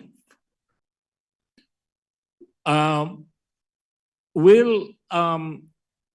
do you address that this issue? Traditionally, we think about this adage about like competition of ideas in the market. As one Chief Justice of the Supreme Court in the US said, sunshine is the best disinfectant of lies and falsehoods. But does it still work when you have all this viral, very fast-moving, AI-driven falsehoods and denialism? So how do you arm citizens in terms of figuring things out so that there is still able to have meaningful social conversation that is based on facts and truths instead of alternative facts? Thank you, Dr. Pacquiao. I think that's yours, Professor Peter. This is part of something that separates another conference. But very quickly, you're right on target. I mean, right on the money for saying that the suggested democracy is more precarious than ever, and there's this social force that is just destined to flood the zone. And they are not necessarily interested in truth, but they're interested in division. The solutions are plenty, and they probably would have different effects on the outcome you want to have. And part of that is really to change the incentive structure. The way the internet now, social media is incentivized or are incentivized is incentivized hate. So if you post in a good, prayers, and then we'll probably have your fair share of morning prayers being shared by your friends, and you frown upon that, you don't react. But if it's about something that's triggering, something that promotes hate, you will react. And the same very much is happening in the wider scale. That hatred is incentivized. This is where probably the gatekeepers, the guardrails have to be put in place, where you do not unnecessarily incentivize speech, hate speech. Synthetic media is very real. This is the field where you get to see Obama talking, the content of, say, Trump, and like "Make America Great Again." That there's good use to synthetic media. I must confess, I'm a user of synthetic media myself because I cannot be doing multiple training with, I can only occupy, I have no talent in bilocation. So I want to be reproducing myself somewhere else using synthetic media. So that's one good use of synthetic media. So there's probably one area of regulation, especially in the public place. You cannot be shouting fire in a crowded theater. And that could be an equivalent of the use of social media in terms of fake news. No, fake news is not something new. The medieval period, people get hanged for fake news, for being witches. All right. So fast forward 2023, we have so much homework to do. Our politicians are benefiting from fake news one way or another. As you said, historical revisionism. But then there's no single force in society right now, Philippine society, that can single-handedly legislate for us or determine the right combination, the right trade-off between freedom of expression and truth. And that's something we have to really work on very hard, because election is coming, and election can be fragile as ever. There is a threat of nuclear, and ChatGPT or synthetic AI is also seen as something more dangerous than down the line anyway, not anytime soon, more dangerous than atomic bomb. So all these things are impinging on our consciousness, and we better act fast. We better be coordinated in our actions, because you cannot be underestimating the power of AI. All right, thank you. Professor Peter, just one quick follow-up.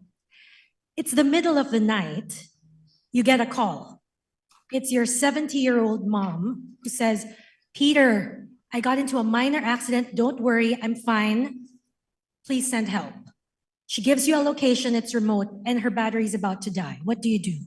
That is happening already. That's how you are being catfished, or you're being extorted. For instance, your mom is calling you, and you're being cased. Actually, it cannot work if you are sitting beside your mom, yeah. or you're in the same do? house. There are technological solutions, geolocation, where your mom is, like you triangulate. So there are ways to validate truth using technology. But it's not foolproof. When people are ill-intentioned, they'll find a way to really get you one way or another. And so it's important that you manage your digital footprint, practice, hygiene. And it is not something that is taught. We are used to having our lives unfold on Instagram, on Facebook, and people are not necessarily realizing how potentially dangerous that is. But turns out, Professor, it was your mom who called you that night. And you took so long because you had to triangulate her. Just kidding. Yeah, it took so long. Just trying to wake everybody up. We're down to our last two questions. We have to wrap up.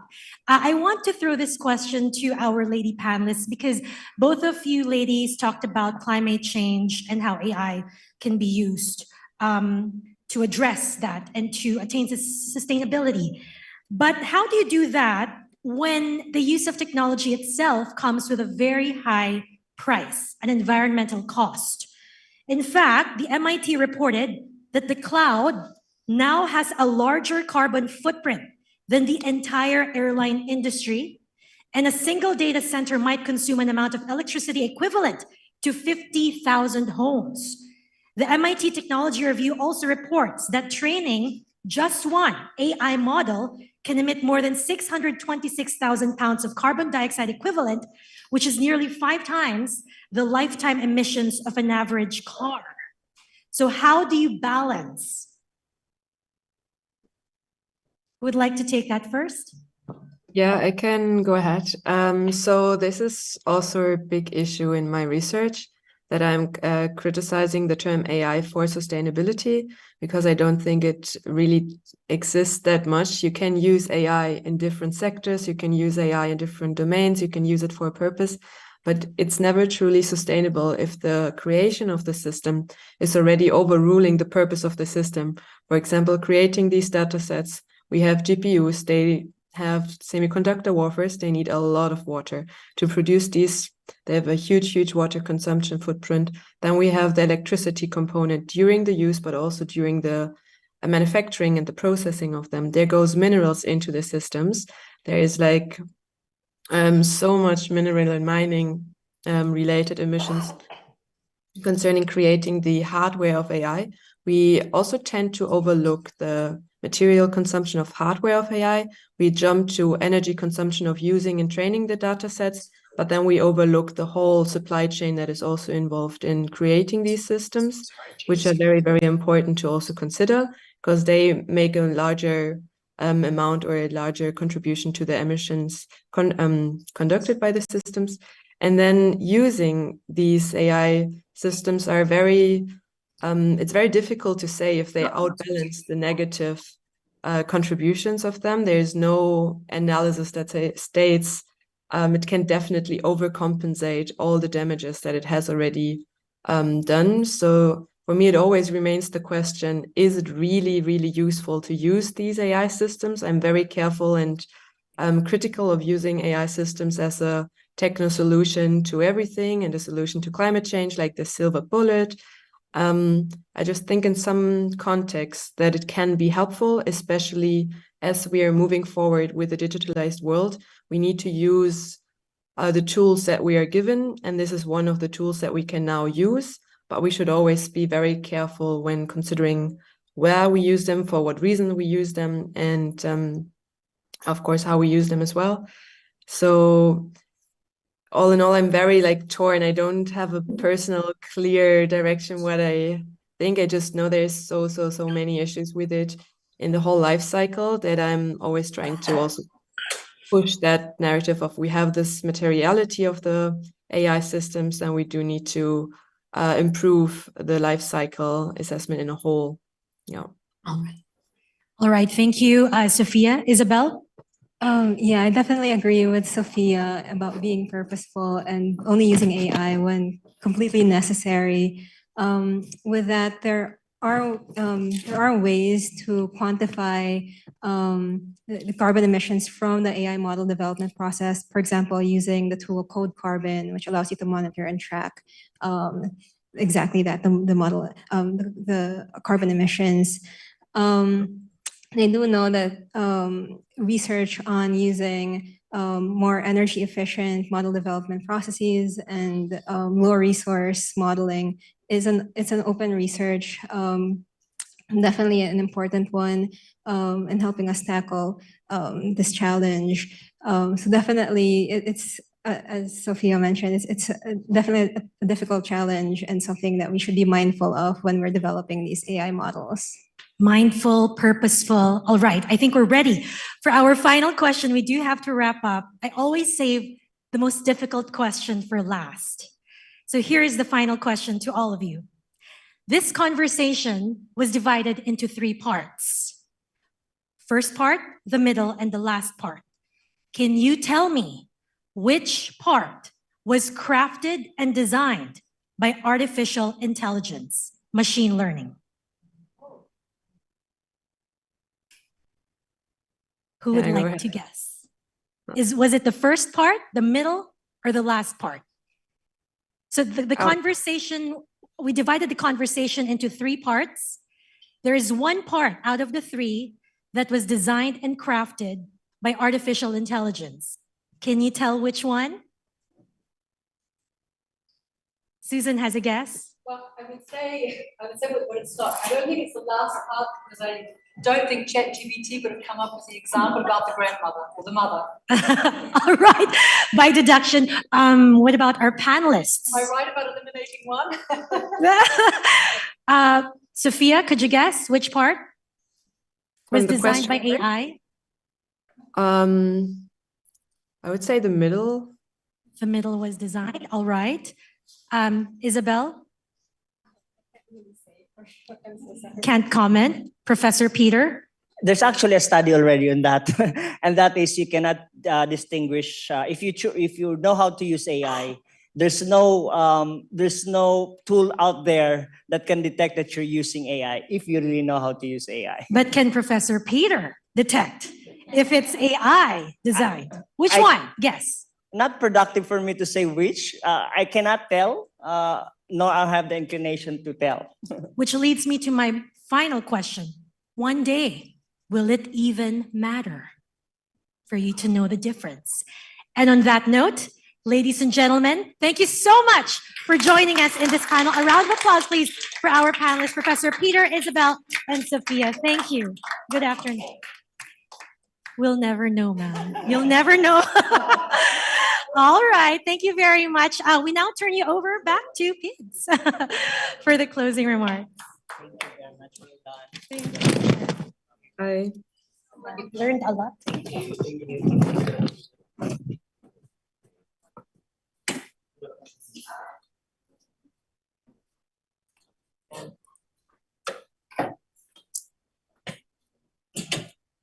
Thank you very much, Michelle, for excellently facilitating our afternoon plenary sessions. Thank you for making both sessions very engaging and interactive.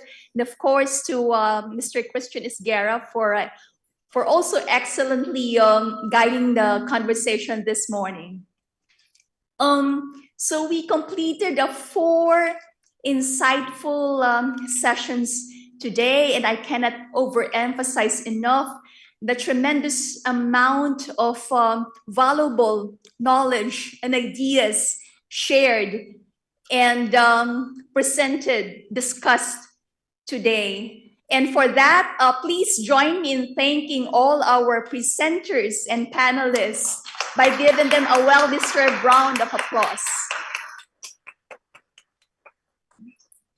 And now we have come to the last part of our conference. But before I introduce our closing speaker, we would like to play a video that captures bits and pieces of what happened today. But a word of caution, this is an initial video. It does not capture the last session due to time constraints, but we will post the final, a more complete footage later on our Facebook page and on the PIDS website. So we hope you like it. So please watch this.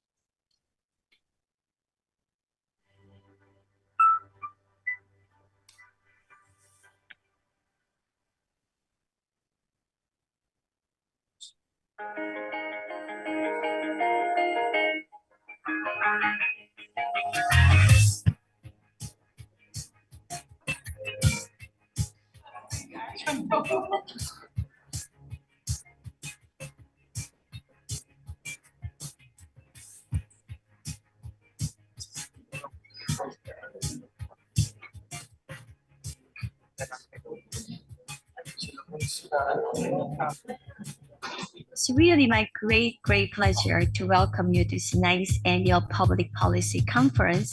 I absolutely love the title, The Green and Digital Coming Together, and subtitle Managing the Twin Transition toward the Sustainable Development. This year's APPC wants to emphasize the twin transition as a key strategy for our country.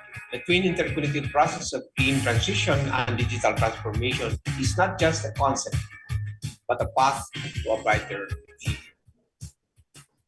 Anchored on the socio-economic agenda, the Marcos administration produced the Philippine Development Plan 2023 to 2028, which outlines the country's strategies toward a green and digital transition. It's a beautiful day.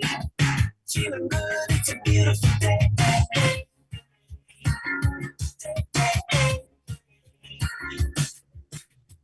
This is an opportunity for our on-site participants to learn the knowledge, products, and services of our exhibitors.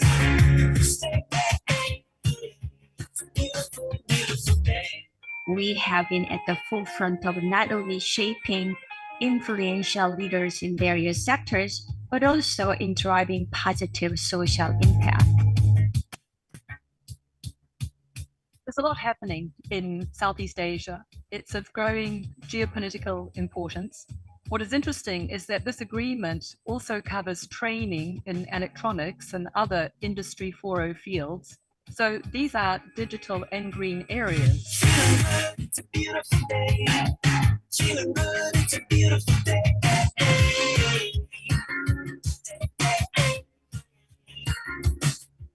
I think more importantly for me, it is the ability to understand the complexity of circular transition and digitalization. Let us embrace the transformative power of innovation by investing in better education, research, and infrastructure that lay the groundwork for innovative thinking. Let us support the startups, scientists, and inventors who dare to dream big and challenge the status quo. By doing so, we not only ensure economic growth, but also leave a better place full of possibilities for generations to come. It's a beautiful day. Feeling good, it's a beautiful day.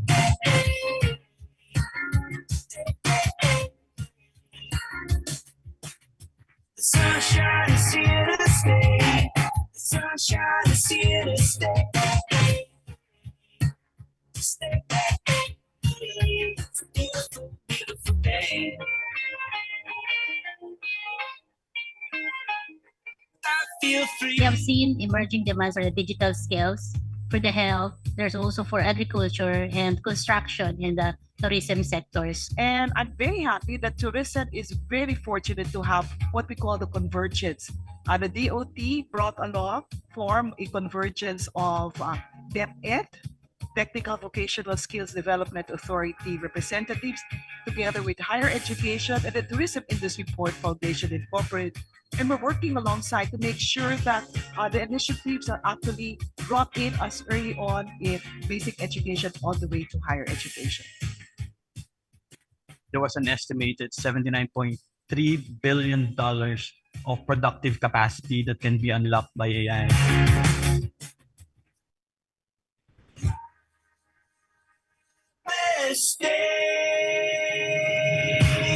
Digitalization, sustainability, and SMEs, these are actually the three areas that belong to the top agenda of the BSP. We recognize this twin transition that it can bring immense opportunity for the financial sector, but we are also mindful of the potential unintended consequences to businesses, particularly to the small and medium enterprises.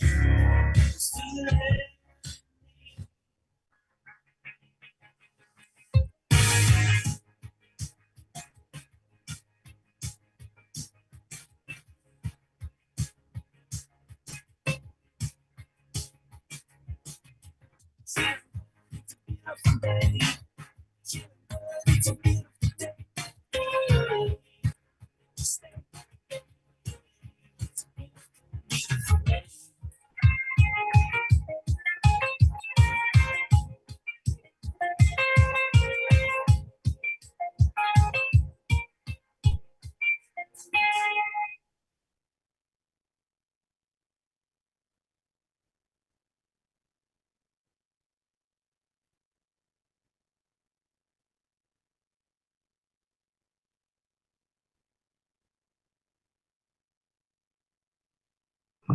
At the Department of Energy, including the Energy Policy and Planning Bureau, Energy Utilization Management Bureau, Administrative Services, Information Technology and Management Services, and Investment Promotions Office, to name a few. He also served as a Commissioner of the Housing and Land Use Regulatory Board and Deputy Secretary General of the Housing and Urban Development Coordinating Council. He also served as a member of the House of Representatives, representing the 4th District of Camarines Sur. He pursued and passed several laws, most notably the Anti-Money Laundering Act and amendments to the Procurement Act. Ladies and gentlemen, let us put our hands together for Usec Felix Fuentebella. On behalf of Secretary Lotilla, allow me first to thank the PIDS for the invitation to be part of the 9th Annual Public Conference. This forum allows us to discuss the areas of interest that we are facing in pursuing a just energy transition. As mentioned by the President in the second State of the Nation address, renewable energy is the way forward. The DOE, from the beginning of this administration, has yielded to the call for greater use of renewable energy with policies geared towards achieving the government's targets. One of these desired goals is to attain a minimum of 35% renewable energy share in the power generation mix by 2030 and 50% by 2040. These targets are clearly stated in the Philippine Energy Plan and the National Renewable Energy Plan. It also aligns with our commitment to combat climate change and transition to a more RE-focused power generation mix. The Department of Energy is establishing the regulatory framework and designing renewable energy policy mechanisms to heighten the interest from the private sector, which will ultimately lead to generate more investments. For one, the Department of Energy has implemented a series of measures to support and encourage the acceleration of renewable energy deployment. These include the removal of foreign ownership limitation requirements for renewable energy and the mandatory compliance with the renewable portfolio standards, which requires distribution utilities and other mandated participants to contract at least 2.52% of their electricity sales from renewable energy starting 2023.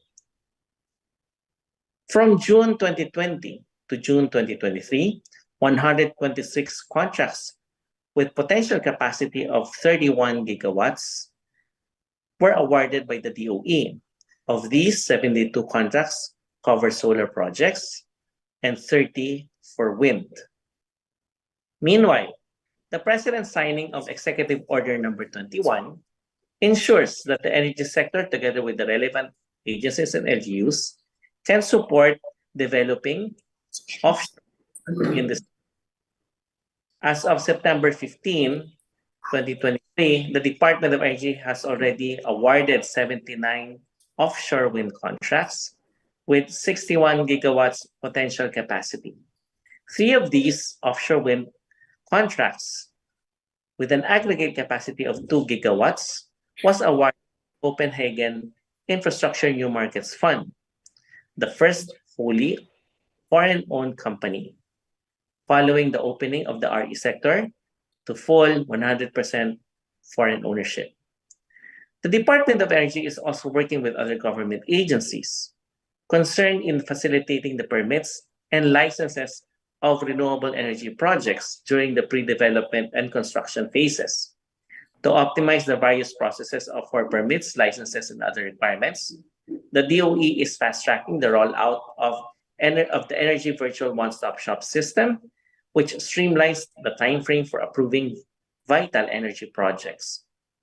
Government entities are now required to follow the timeline set under this system, and failure to meet the deadline will result in various penalties, including suspension and dismissal from public office.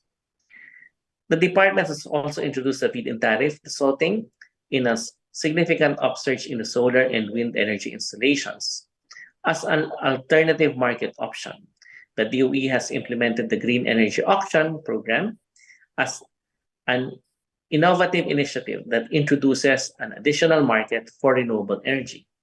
Just recently, the successful conclusion of the second Green Energy Auction Round, or JEA-2, resulted to 3.5 gigawatts of renewable energy capacities, committed to delivering power from 2024 to 2026 from 105 winning bidders. To taper down our reliance on imported fuels, the DOE is encouraging the private sector to invest in alternative fuels and technologies that are clean, accessible, sustainable, and renewable and reliable. The department has issued guidelines for the registration of the accreditation of electric vehicles to ensure safety and establish operational standards, promote transparency and fair pricing, and standard classification for purposes of incentive eligibility, both fiscal and non-fiscal. We are also supporting our transport system through the utilization of the electric vehicles. Meanwhile, the DOE is spearheading the nuclear energy program through the Nuclear Energy Program Interagency Committee to ensure the participation of the stakeholders. Currently, Congress is working on the enactment of a legislation for the creation of a regulatory framework to ensure the highest standards of safety, security, and safeguards for the peaceful use of nuclear energy. We are also exploring the feasibility of small modular reactors as reliable baseload capacity, particularly for off-grid areas with smaller electricity demand. On the use of hydrogen and fuel cell technology, the DOE and the Department of Science and Technology launched a development of testing facility for fuel cell technology. This joint project seeks to promote the use of green hydrogen, which can be harvested from RE, such as solar and wind power. On the energy efficiency front, the stricter implementation of energy efficiency and conservation measures is our inclusive approach to reduce overall energy consumption and to lower emissions in the various sectors.